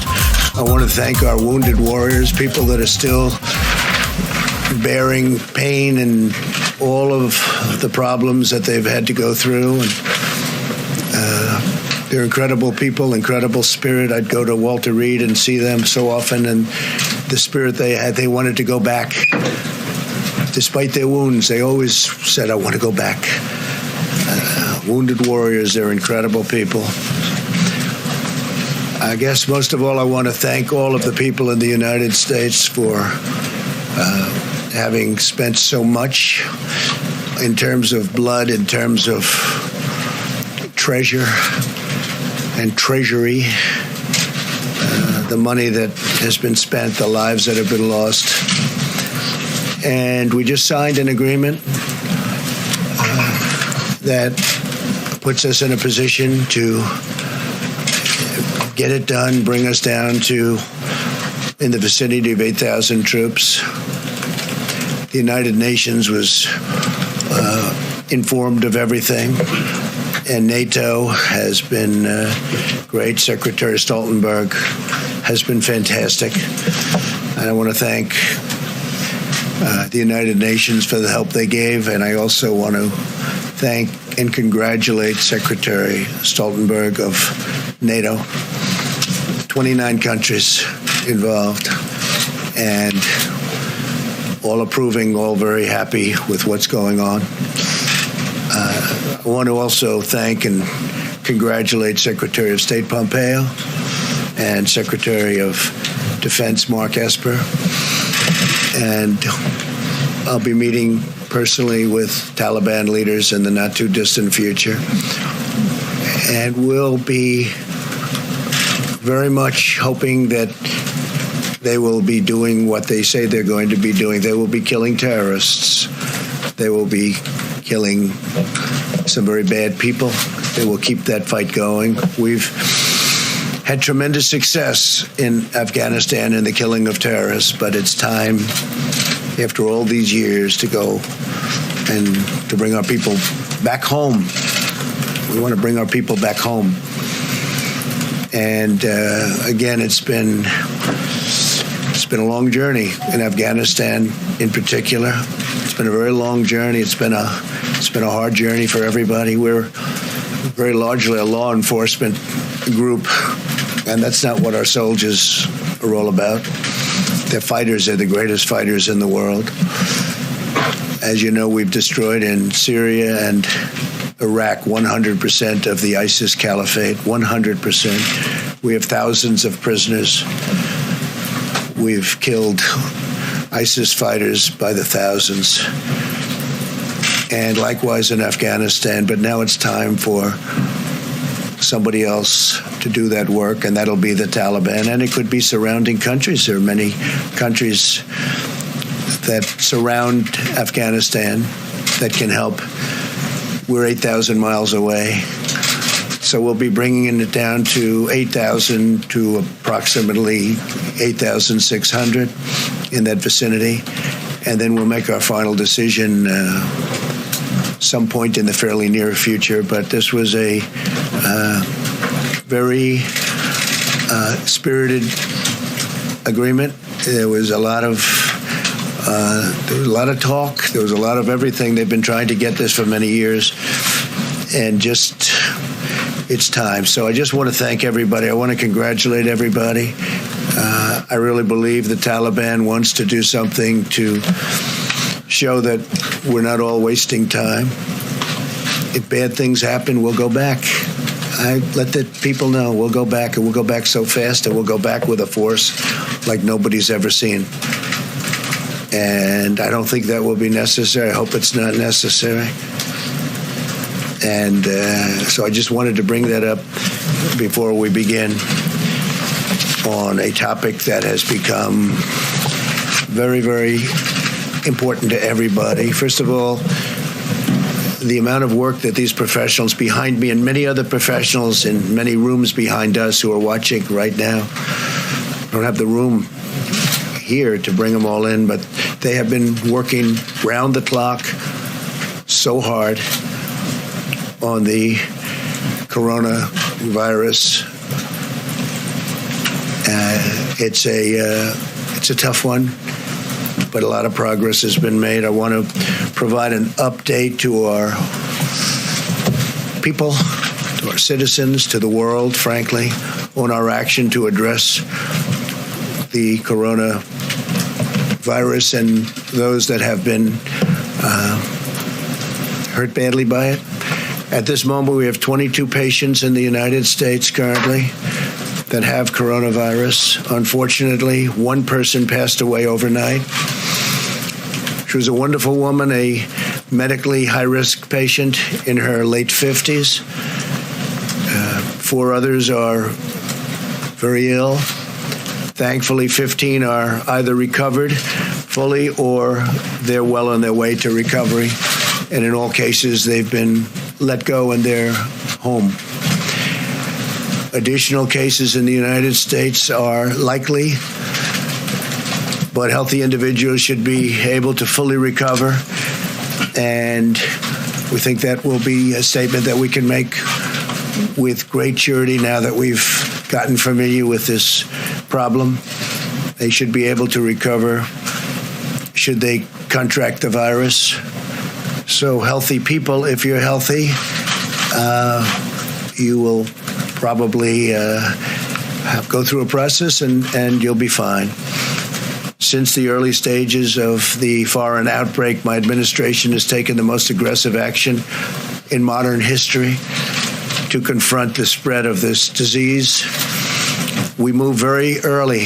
That was one of the decisions we made that really turned out to be a lifesaver in a sense, big lifesaver.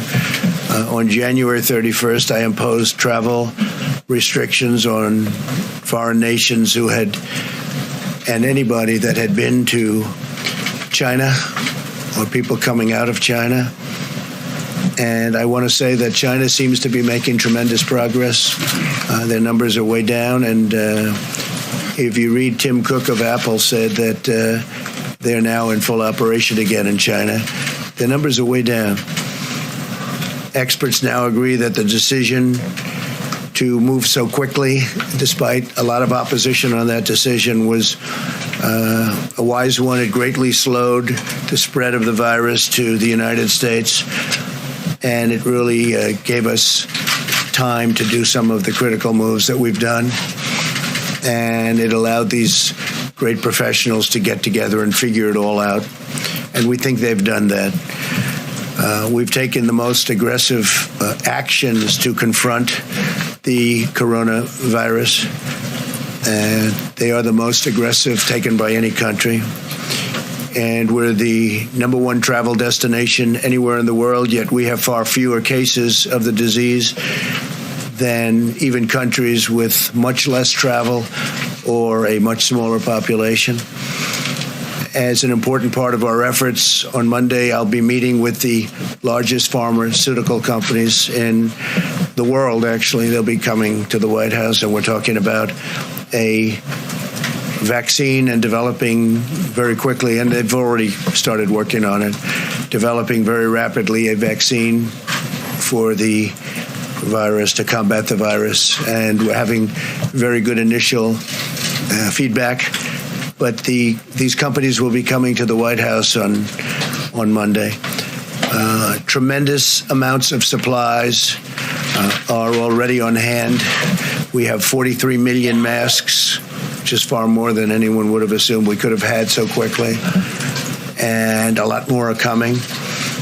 Today, the White House Coronavirus Task Force, led by Vice President Mike Pence, they met for 2.5 hours. I spent a lot of that time with them also, and we came up with some ideas, recommendations, and frankly, some pretty strict edicts that we're going to be going by, and Mike's going to be discussing that.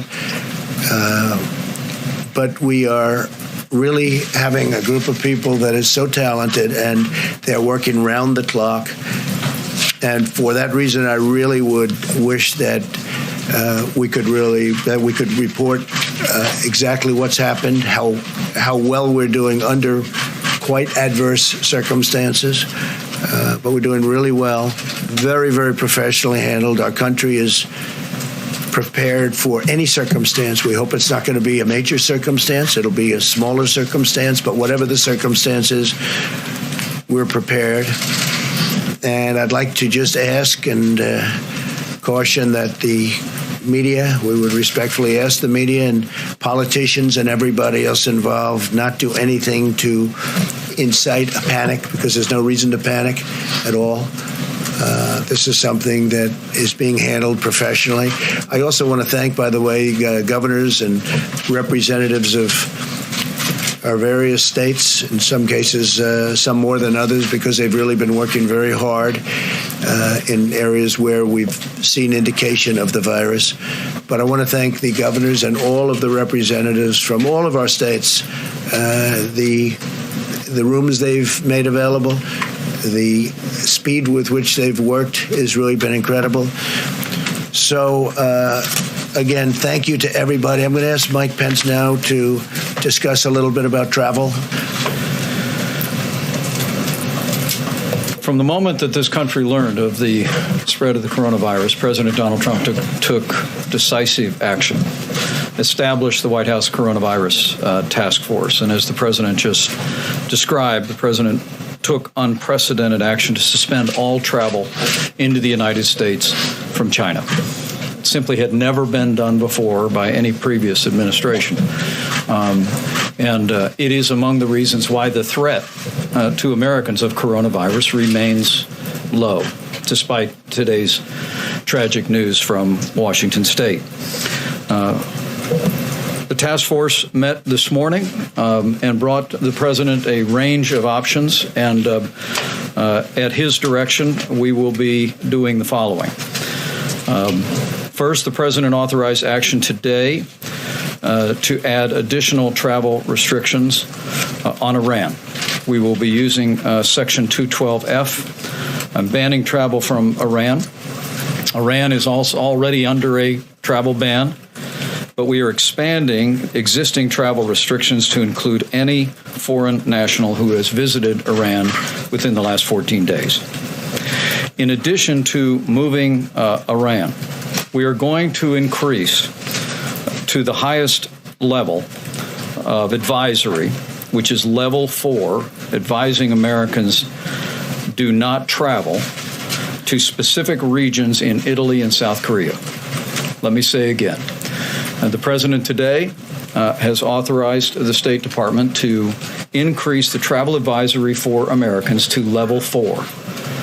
We are urging Americans to not travel to the areas in Italy and the areas in South Korea that are most affected by the coronavirus.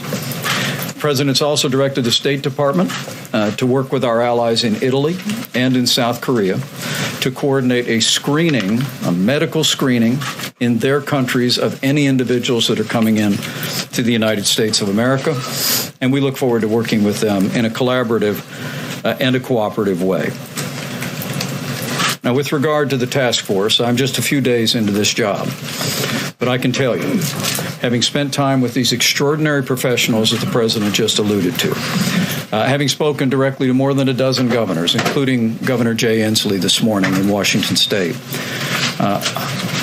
I think every American would be proud to know what I've heard about the work of HHS, the work of CDC, the work of all of our agencies. At the president's direction, this team has been working seamlessly with health officials at the state and local level. And I can assure the American public that we will continue to live out the president's admonition a few days ago that we're all in this together.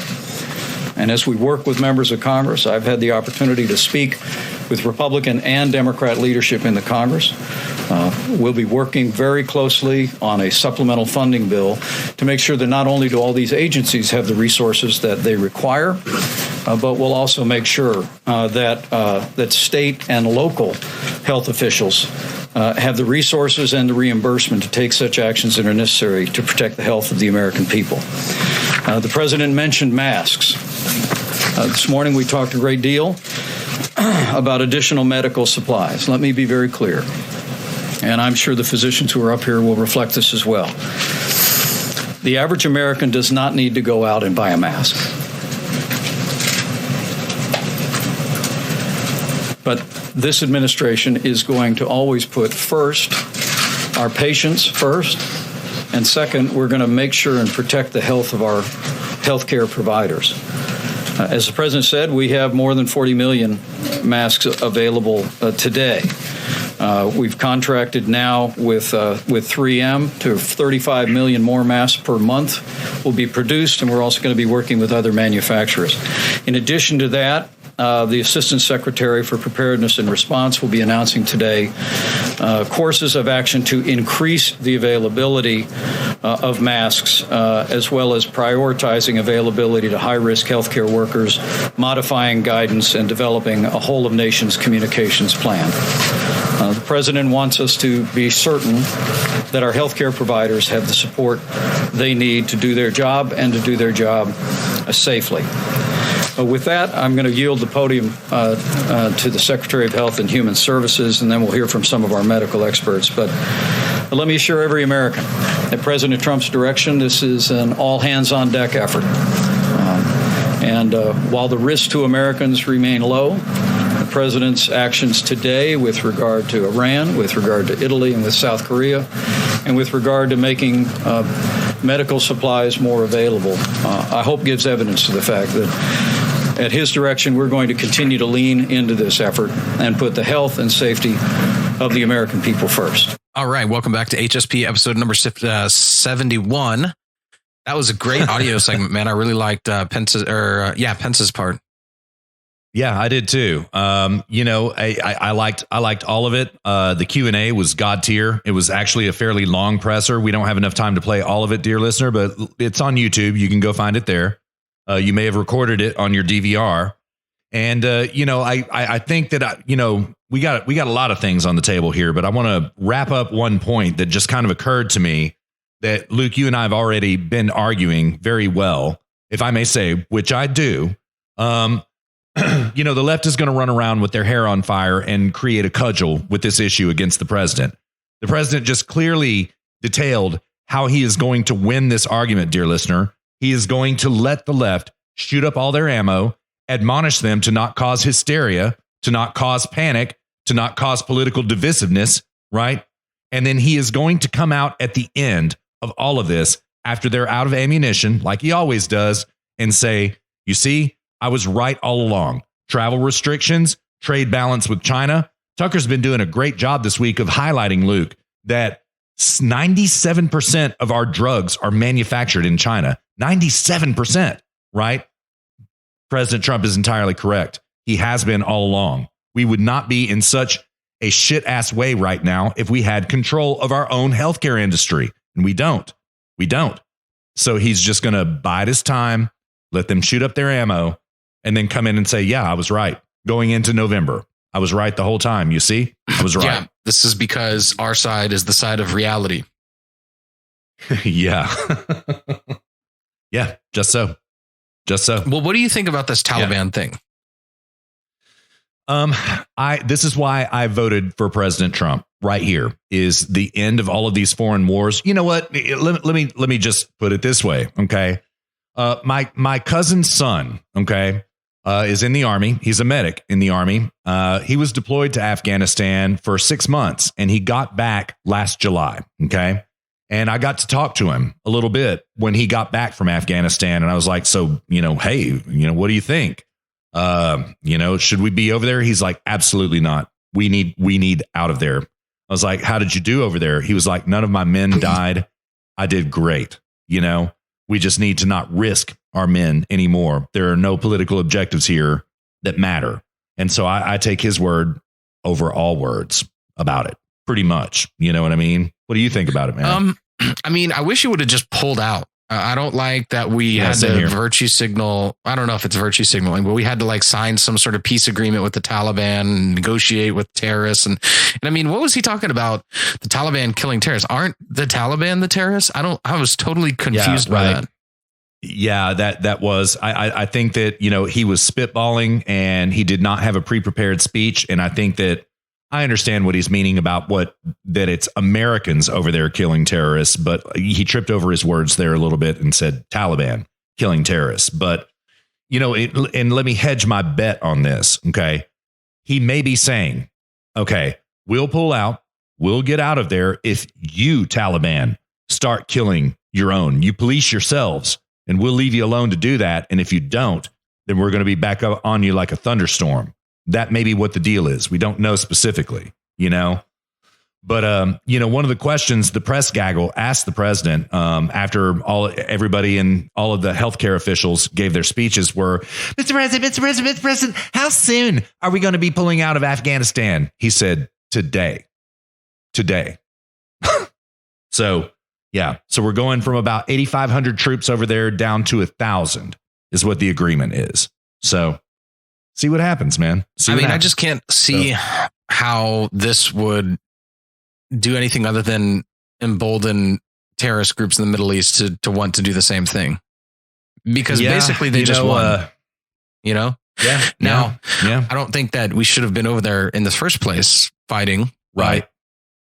I don't know. I mean, I just simply would have pulled out. I wouldn't frame it because when you do it with this peace agreement, and I don't know, maybe I'm missing something. Maybe there's something I don't know, some key point here, but it just seems on its face, I don't like it. I understand that. Specifically the peace agreement, the pulling out of Afghanistan. Yeah. I'm all for that. But the way in which she's doing it, I'm on its face, I'm not a fan of. Well, get this. You're not going to like this either. And you know, I just want out of Afghanistan. So however we have to do it, fine. But we have officially negotiated with terrorists, and it gets a little bit worse, Luke.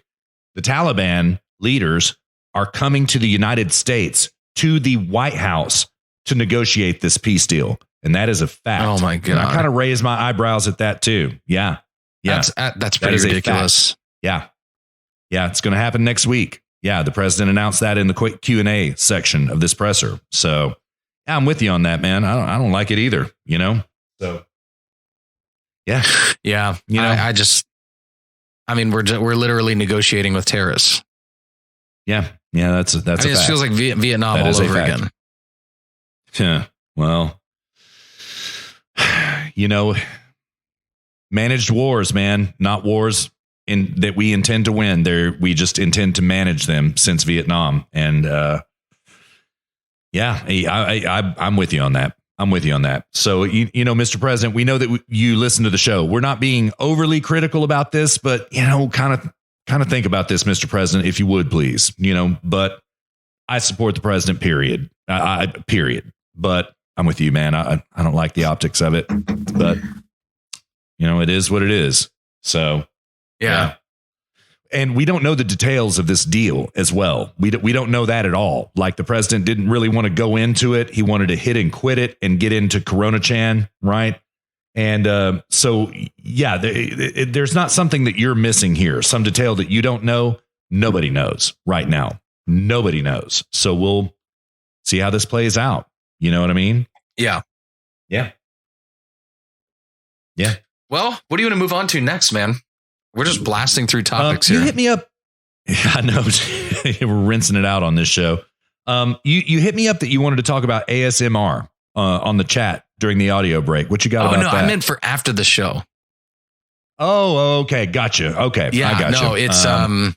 No, it's this stupid movement. I mean, this has nothing to do with politics or anything, but it's this stupid movement. Somebody that I work with showed it to me.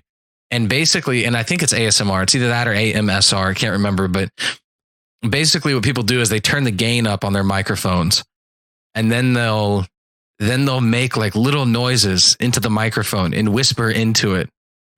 And that's all it is. That's literally it. Oh, dang. Huh. And I think it's like, I started in Japan or something. Go ahead. But they're like whisper into it, and you're supposed to go to sleep to it, and they'll just like click their fingernails on a brush or something, you know, making little noises. And then that's literally all it is. Damn. It's like, I do not understand the internet sometimes. Yeah. Leave it to Japan, man. I don't get it either. Yeah, dude. I don't get it. I'll check it out. I'll look into it. I'm curious at this point. Yeah. So, it's really bizarre. Yeah, it is. It is. You know, I tend to be, man, listen, I love microphones. Seriously. They symbolize much more than their function to me. Like a microphone is just one of the goddess tier inventions of all time, man. But I tend to be a little bit scared of microphones, right? Because I work in media, dear listener, right? So like I've edited thousands of hours of footage of people speaking into a microphone, and people's mouth noises, man, their swallows, this kind of crap really disgusts me, to be perfectly honest. And I do this for a living. And it's kind of like, I don't know, man, you know, as a veterinarian, you got to wade through bullshit all the time, right? So I have to do this with all these people's mouth noises and swallows and stuff. And the thought of an overly elevated gain on a microphone literally terrifies me. Literally terrifies me, dude. You know? So yeah. So, well, I've got an article here. Yeah. I just pulled this up on Drudge Report before the show. It's a Daily Star article, which is a source we don't use a whole lot. And no, never have. I don't think. The name of the article is "Sex Robots with Coding Flaws Prone to Sexually Assaulting Humans." It's funny. I read something about that on Zero Hedge. Yeah. The article starts out, "Sex robots will need to be programmed correctly in order to avoid sexual assault," an expert has claimed. Dr. David Levy believes robots of the future will have their own sexual desires as part of their own artificial intelligence libidos. Dang. And he says but he says they will be stronger, and it will be important the programmed robots get consent.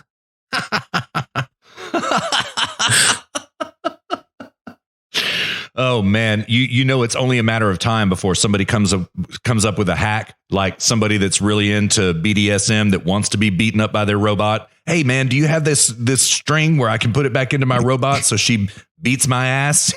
Yeah. Can you mod my robot? That won't take long. Yeah. Yeah, that's right around the corner, man. Well, this is like weird though. Like the sex robot will have its own libido. So it's going to like go, that is go crazy. to its owner wanting sex. Man, I bet you there's some girls out there that get a sex robot just so they have someone to deny sex to.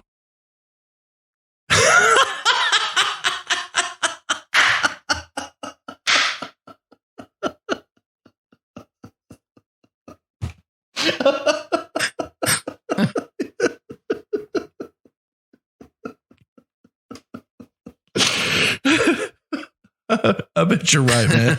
I don't actually have sex with my sex robot. I got him so I could deny him sex. So I could say no. Oh, man. Heard it here first, dear listener. And I mean, well said, man. What's going to happen like when that thing, does sexually assault somebody, like who gets in trouble for that? You can't go to the police and have them arrest your sex robot. So it's like the software developer is like gets arrested for sexual assault. I didn't even have sex with this girl and I'm getting arrested. Yeah, man. Yeah. It is a Pandora's box, man. And like this whole sex robot industry, the thing I find most fascinating about it is look who's squawking against it the loudest, the feminists, because they realize that it takes away their control of the sexual market. Yeah, that's it. Yeah, it totally removes their power. And they're more against sex robots than evangelicals are, strangely enough. But here we are. Here we are. Yeah. So, yeah. We need one of our evangelical listeners to write in about this. Give us their thoughts. Yeah, we do. Truly. Truly. Yeah. Oh, man.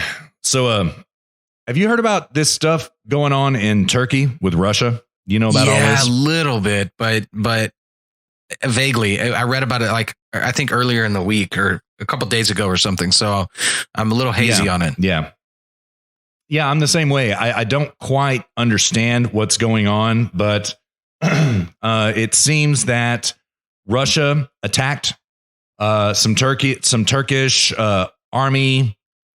I don't know what you would call them, insurgents, right? Killed about 75 of them, right? Threw Turkey into a tizzy for whatever reason. Russia came out and said, okay, Turkey, we attacked you because you deserved it. And this is weird because this is why I don't get it. Russia and Turkey are allies, right? That's why I don't think Turkey should be in NATO, because they are allies with Russia, right? Nonetheless, they did something to piss off Vladimir Putin and they got attacked. And then Russia came out and said, yeah, we did it, Turkey, it's your own fault. So what does Turkey do in response? They throw open their border with Greece in order to flood Europe with migrants. Have you heard about this whole thing going on? Yeah. So, dang, it's a convoluted mess right now, dear listener. And I didn't do the study on it. Luke didn't do the study on it. Well, if it becomes important, go ahead. No, finish what you were going to say. Oh, I was just going to read a piece from the Gatestone Institute, so yours is probably more interesting. Well, I was just going to say the reason that they're doing this is because they went to Europe for support. They were because Turkey was like, look, we're going to get BTFO'd by Russia. We have nothing. And so they went to their NATO partners in Europe, and then Europe was like, yeah, that's on you. We're not getting involved with that. And so then in response, Turkey goes, okay, well, then I'm just going to flood your country with more refugees until you do something about it. Dang. Okay. Thank you for that. Now it makes sense. Now it makes sense. As I understand it, they've opened their borders to both Syria and Greece. So they just created a funnel from Syria straight to Greece. Yeah, that's correct. That's absolutely correct. Yep. Yeah. And to that end, I've got a Gatestone Institute piece here. I'm going to take it from the lead. It goes thus. A plan by the Greek government to build new migrant camps on 5 Aegean islands has sparked violent opposition from local residents who fear that the facilities will encourage yet more mass migration from Africa, Asia, and the Middle East. Let me say that one more again, dear listener. Africa, Asia, and the Middle East. Paragraph 2 goes thus. The government says that the new camps, expected to be operational by July 2020, are needed to alleviate overcrowding at other locations that have been the focus of international criticism. Local residents counter that the migrants should be transferred to mainland Greece. Bad idea, local citizens. Bad idea. On February 25th, more than 500 locals prevented construction workers from accessing the site of a proposed new migrant camp at Karava Matamadu on Lesbos. Man, our buddy in San Francisco, the way he says Lesbos is just really hilarious. You got to hear it sometime. Riot police used tear gas and stun grenades to disperse the crowds. I'm going to skip down a few paragraphs. In addition to Lesbos, Greek authorities plan to build closed facilities on the islands of Chios, Kos, Leros, and Samos. The islands are all close to Turkey. Okay. The camp at Moria, the dwarf mining city, a sprawling facility built for no more than 3,000 migrants, but which is now accommodating at least 20,000, approximately 1/3 of whom are under the age of 18, has attracted widespread international criticism for its squalid living conditions.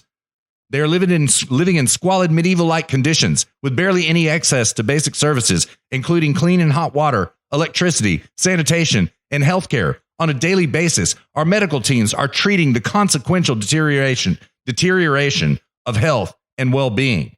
Okay? What do you think is going to happen? You flood a country with refugees, well, squalid conditions are going to happen. You know?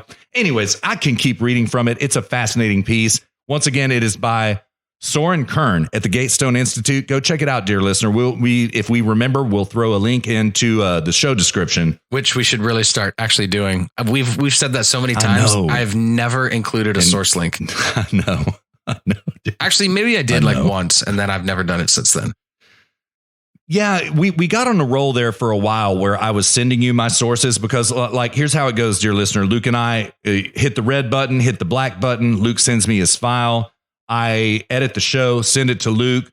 Luke makes his revisions. We redo that. I send it back to Luke. And at that point in time, about 4 months ago or so, I was sending you show descriptions and we were actually posting them. We got on a roll for a while there and then it just fell off. Yeah, that's true. Yeah, I used to read these big, long descriptions, but it didn't seem to help. No, it doesn't help anything. I don't think anybody reads them. You know what I mean? It didn't get us any SEO. That's for sure. You know what I mean? So yeah, we grew. I mean, organically, that's our growth is organic growth. It's not linking to people. You know what I mean? So, yeah. And I mean, nobody's ever sent a message like, hey, I want to read that article. So. True. I mean, if somebody says that, I'd be like, I'll be more than happy. Like, yeah, let me hit up Russ. Give me a day or two. That's right. So, yeah. So anyway, dear listener, Luke just hit it on the head. What has happened is that Turkey, I guess, as I just learned from Luke, in retaliation to lack of NATO support, which NATO should not support Turkey being attacked by Russia because they are Russian allies. That absolutely the purpose of NATO is defense against Russia. And Turkey gets into NATO and then allies with Russia. Then they get attacked by Russia. Then they go to NATO for help.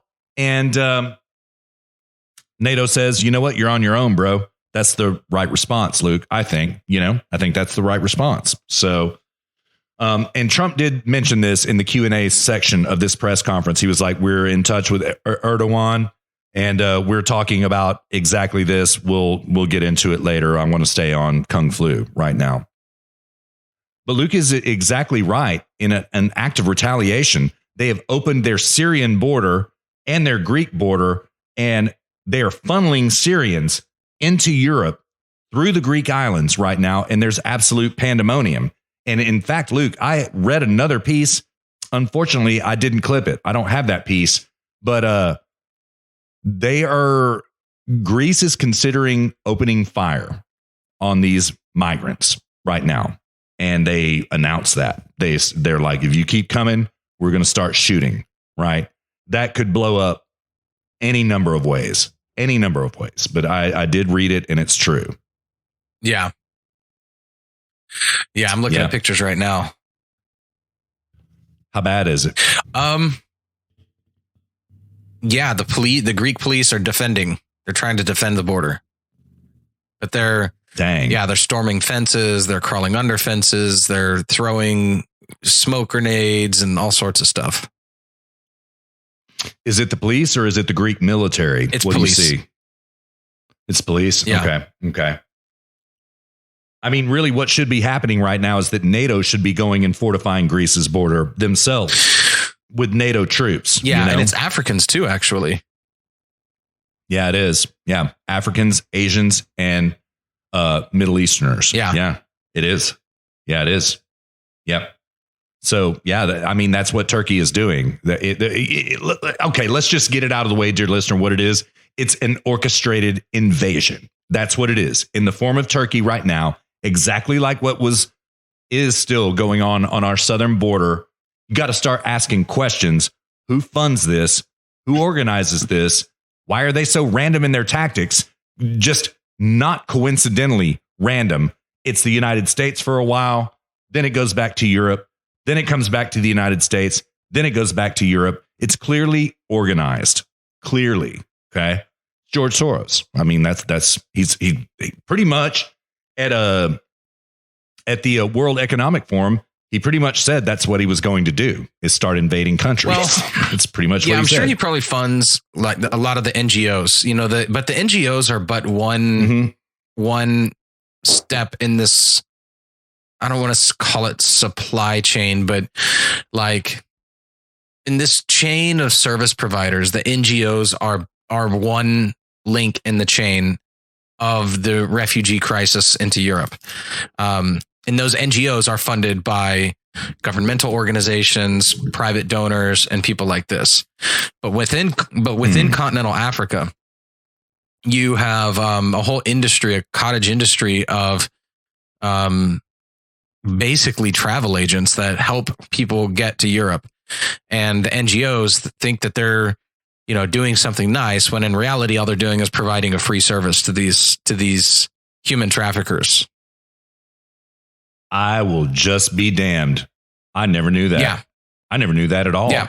Yeah. Wow. There's a whole industry. And they have packages too. There's insurance. You can buy insurance so that if you don't make it over, if you don't make it across the Mediterranean and to Spain or Greece or wherever they're taking you, and they have to bring you back to Africa, then your money will get refunded. They sell meal packages. They sell all kinds of stuff. And and this is why it's all like young working aged males, because the intention is that these males get over there and then they can get a job and then they can start sending money back to Africa. Well, here's the deal. It doesn't work like that in Europe. When the irony of these idealistic leftist pro-immigration policies is that when you have a socialist society, you actually can't take on immigrants.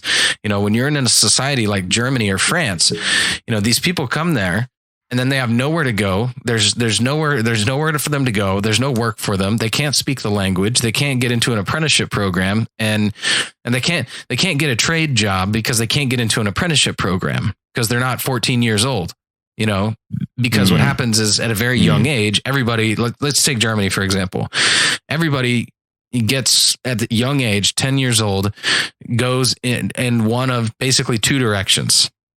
Actually, one of three directions. One is you continue going to school and you go to university.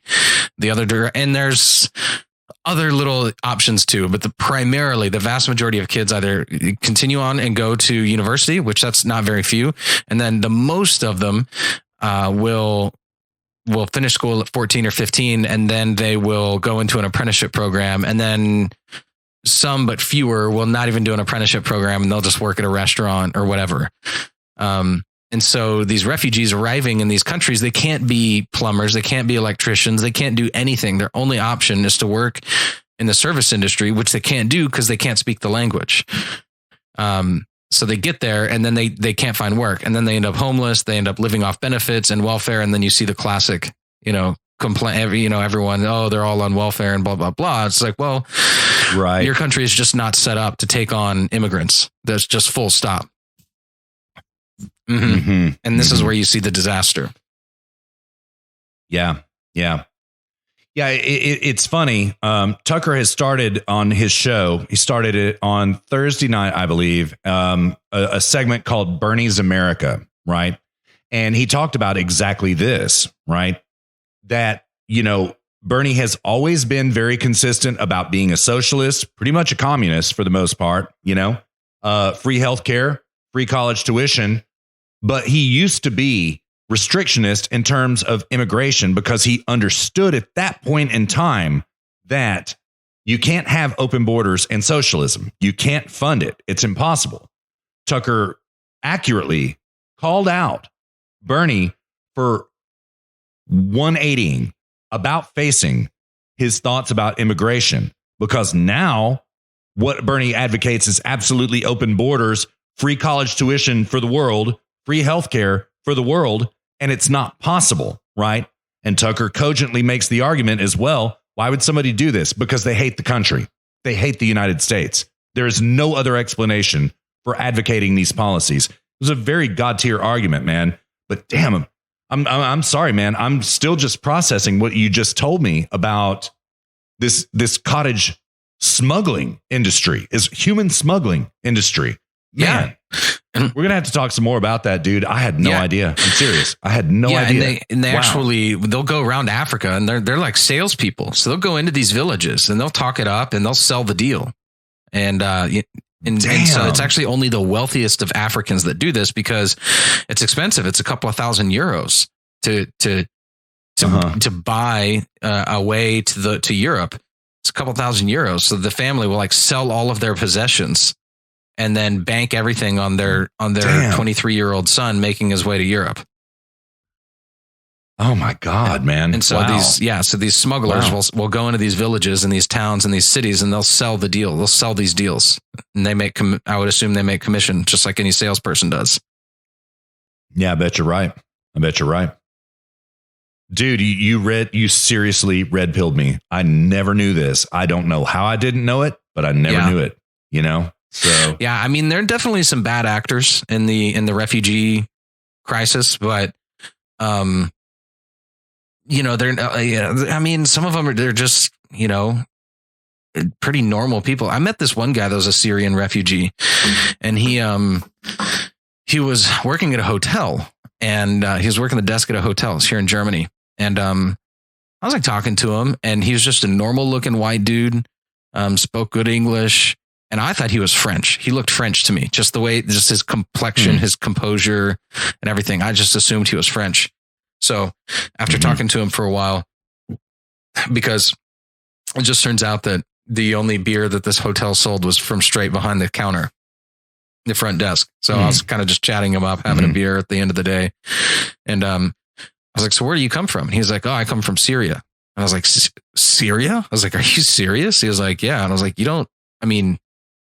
the first thing I thought was like, wow, you don't look Syrian. He looked just like a white guy.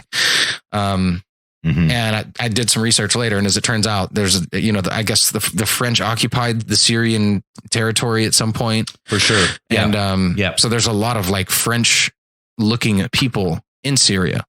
And he was like, I was granted refugee status because I'm an atheist. And that's just like legitimately a problem. He just worked at this hotel and looked like a normal dude, spoke good English, was atheist, and just, so yeah, my time here has been interesting because you hear nothing but negativity about immigrant, the refugees and all this sort of stuff here, but there's shades, it's not just black and white. Dude, that's fascinating. Truly. So you were talking about doing an interview show a few months back. Was it with this Syrian dude? Yeah. I wanted to call that hotel and say, I still would like to call that hotel and see if he's still working there and go there and put a lav mic on him and just talk to him. Be like, tell me about your time in Syria, Mm-hmm. Dude, that would be God tier content, man. That's a fascinating story. Truly.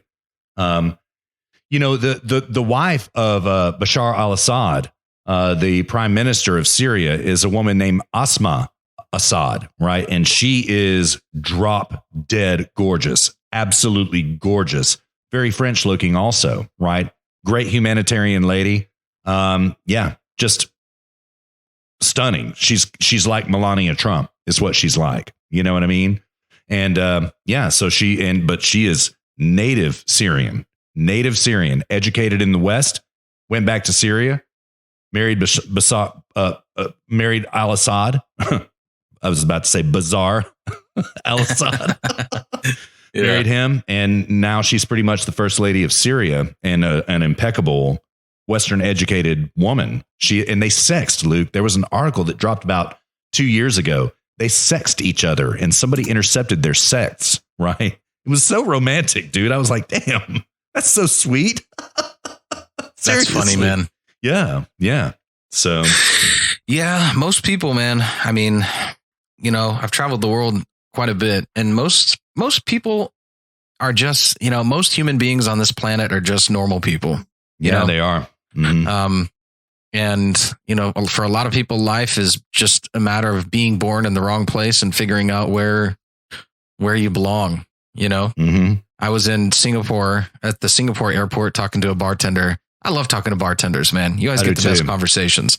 Yeah. And I was talking to him, and he was like, yeah, my girlfriend and I, we own an apartment here. And I was like, oh, that's cool. And Singapore is an awesome place. And I've always, when I was still in the hotel industry, I always wanted to transfer and work at a hotel there. Mm. And he was just like, yeah, our dream is to make it to New Zealand and live like out on some land. And I was just like, New Zealand. I was like, New Zealand, like rural New Zealand versus Singapore. And it was just right. And after our conversation, I was walking through the airport and I was thinking, I was like, it's just amazing to me how many people are born in a place that they deem less desirable than some other place. Right. And how the plight of so many people on this planet is figuring out where the hell they belong geographically, Right. Mm-hmm. Like Jessica's a good example. She's born in Germany, but she does not like much of German culture, and she doesn't like most of German life, and she wants to go to the US, or Australia. That's what she's on. She loves Texas because Texas is this abundance mentality culture. She's like, I want a lot of everything, and I want it to be cheap, and I want it to be convenient. I want it to be fast. And so she just really loves Texas. Because of that, because we have this abundance mentality, You Germans are like, no, why do you need any of that? You need as much as you need to, I call it a stay in your lane society. You need exactly what you need to stay in your lane. Don't succeed too much. Don't be a failure. Don't be an outlier. And you just need what you need to just be a German, and just a normal German, Yeah. And she just does not get that.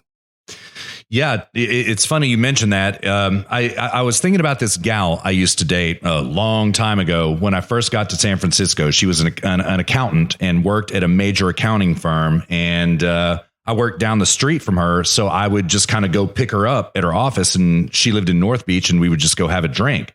And I asked her one time, I was like, I'm loving San Francisco. What about you? She was like, oh yeah, I love it, but I'm not going to stay. And I was like, really? Why? She's like, well, and she was from, also, I should tell you, the reason we connected is that she went to Mizzou. Okay. She's from Missouri. Right.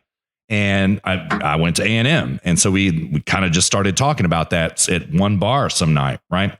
So, we kind of felt like simpatico because of this, that we were, both soon to go to the SEC, even though we didn't know it at that point in time, but we were playing Mizzou frequently at that point in time. Right. And so I was like, okay, so like, really, you don't like San Francisco, and why are you not going to stay? She's like, well, they don't let you have much here. I was like, what do you mean?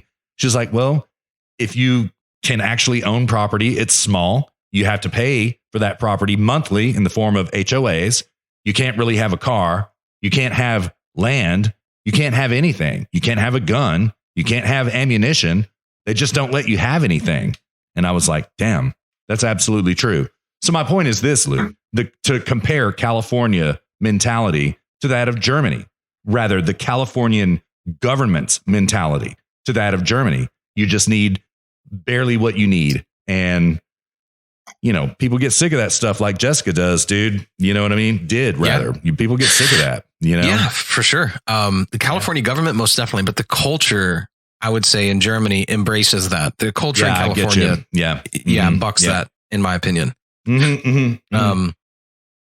Because California is all about success, wealth, entrepreneurship, this sort of thing. Yeah. Except when it comes to politics. And then they're like, oh, no.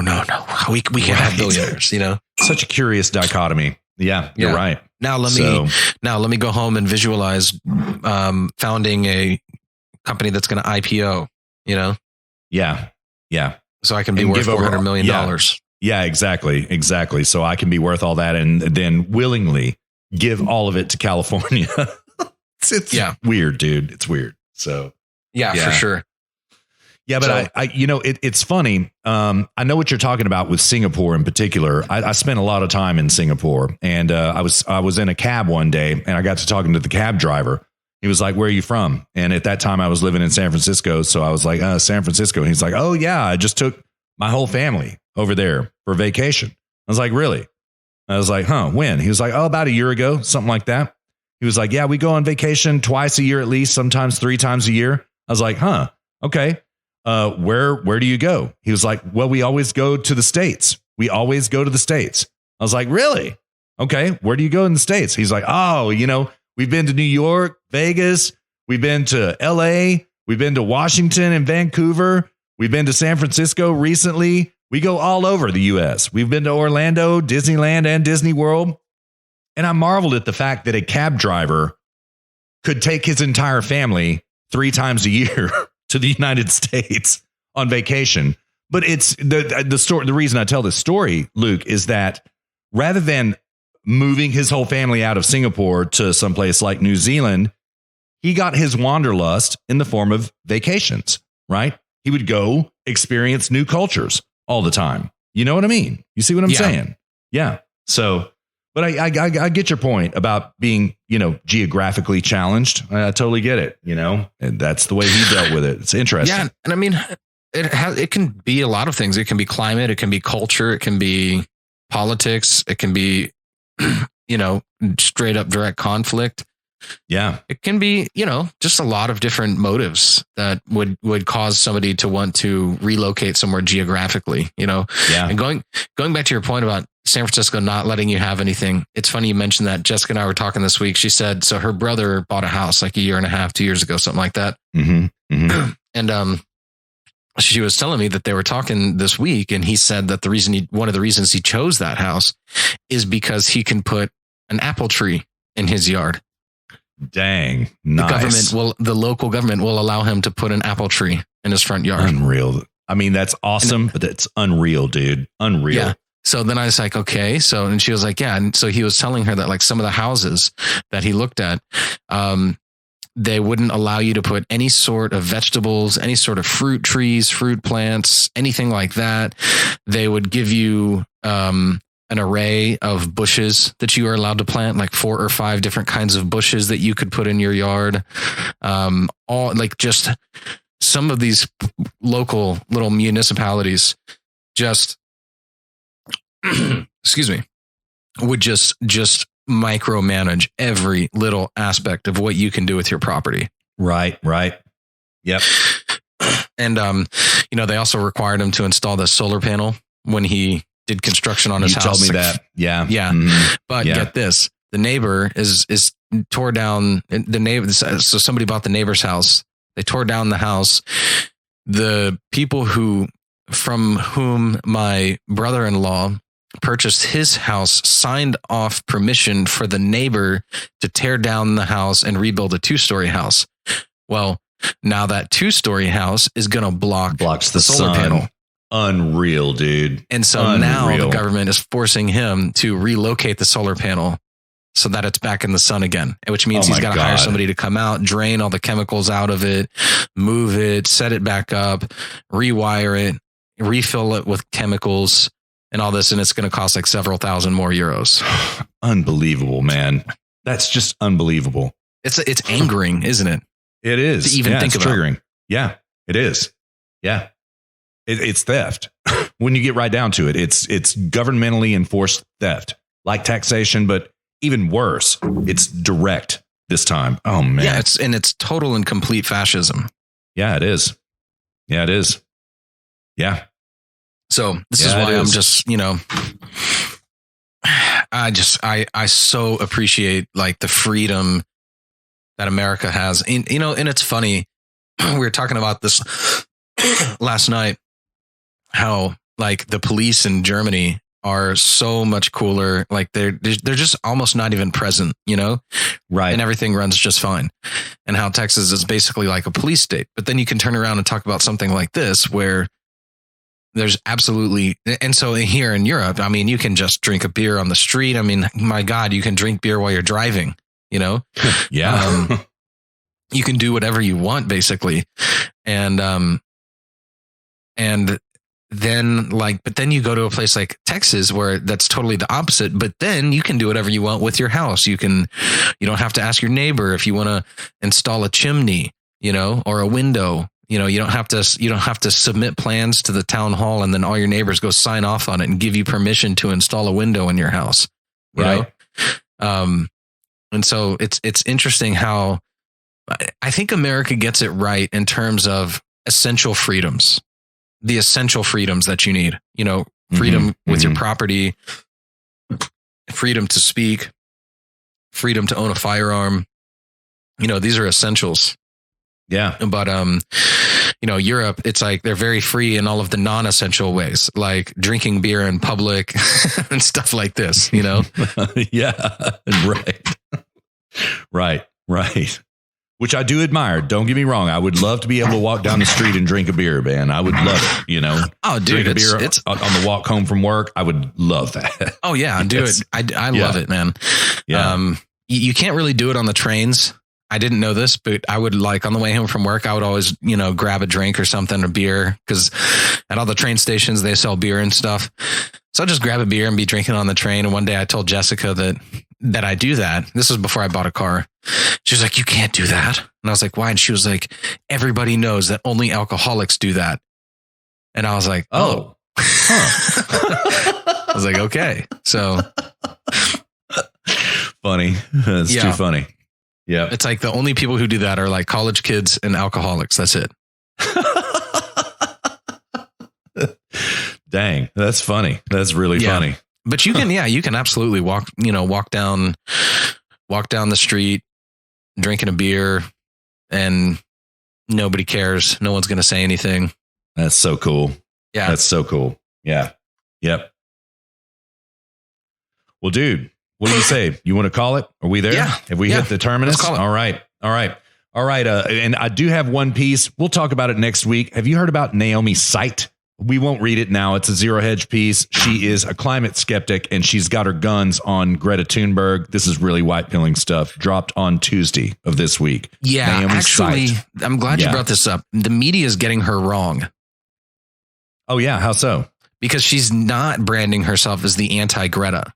And she even said so in one of her videos. I've known about her I knew about her from before she even had her come up. Yeah, I've known about her for a long time. And yeah, so first of all, she is 100% on point. She's got the messaging right. She understands that it's a moral problem. And she has to have read Alex Epstein, Moral Case for Fossil Fuels, and probably has gotten into objectivism because she has all of the hallmark characteristics of somebody who has has clarity on the subject matter. And let's see. So she put out a video. I don't know when she put it out, but I was watching it a week or two ago. And she was saying, like, I don't want to be the anti-Greta. I'm not anti-Greta. She's like, I am pro-human life. I'm pro-humans. She's like, I'm not anti anything. I'm pro something. Right. And so this is the media casting this label upon her. Yeah, absolutely. Absolutely. It was the Washington Post that Zero Hedge is quoting that did that. Surprise, surprise. The WAPO does it, So there you go. Yeah. The anti-Greta. Anti-Greta. I know. She's spot on. I like her. What's up? Yeah. I was just saying the antidote to Greta Thunberg. Oh my God. You know what I mean? Yeah. But I've watched a couple of her videos. Yeah. I like her too, man. She's got it all right. She does. So yeah. Yeah. And apparently she praised Molly. Did you see that? No. She's like, I've been watching Molyneux for a long time and blah, blah, blah. Dang. This is why I say I think she found her way into objectivism somehow. Could be. Molly found his way out of objectivism, but yeah, she probably did. Well, that's true. Yeah. So, yeah. Yeah. All right, dear listener, we're going to keep our eyes on Naomi's site. You believe that? This is interesting. It is going to become more interesting. I formally predict, Luke, formally. So I need to get I need to ask Jessica how to actually pronounce her name in German. I don't know that either. Yeah. But I think it's Seipt. Okay. Yeah, with pronouncing a hard B. Seipt. Okay. Yeah. Okay. Yeah, that makes sense. Because like the conjugated form of haben, which is have, is like if you were to say he has, you would say habt. Yeah. Right. HABT. I think you're right. Yeah, you're right. Psyched. So, yeah, that's right. It's difficult for an American, man. It's really difficult. Yeah. So, yeah, but I'll confirm that. So we need to be the ones pronouncing this right. Yeah, you're right about that. Yeah. You're right about Mueller. That. Yeah, right. Exactly. We got that right. Nobody actually. Yeah. Once we did start saying Mueller, it did perpetuate throughout the ideasphere and people started saying it correctly. So, big up ourselves, if I may say, which I do. All right, let's pitch camp, brother. What do you say? Yeah, let's do it, man. All right, dear listener, we have made it all 71 miles through this trek into episode number 71. Thank you so much for riding along with us. Luke and I are going to be back at you before you know it. We're going to have some chop this week, so we may be a little early. We may be a little bit late, but we're going to be there. You count on it. And Luke, have a great week, brother. You take care of yourself, man. All right, you too, man. Peace. All right, late.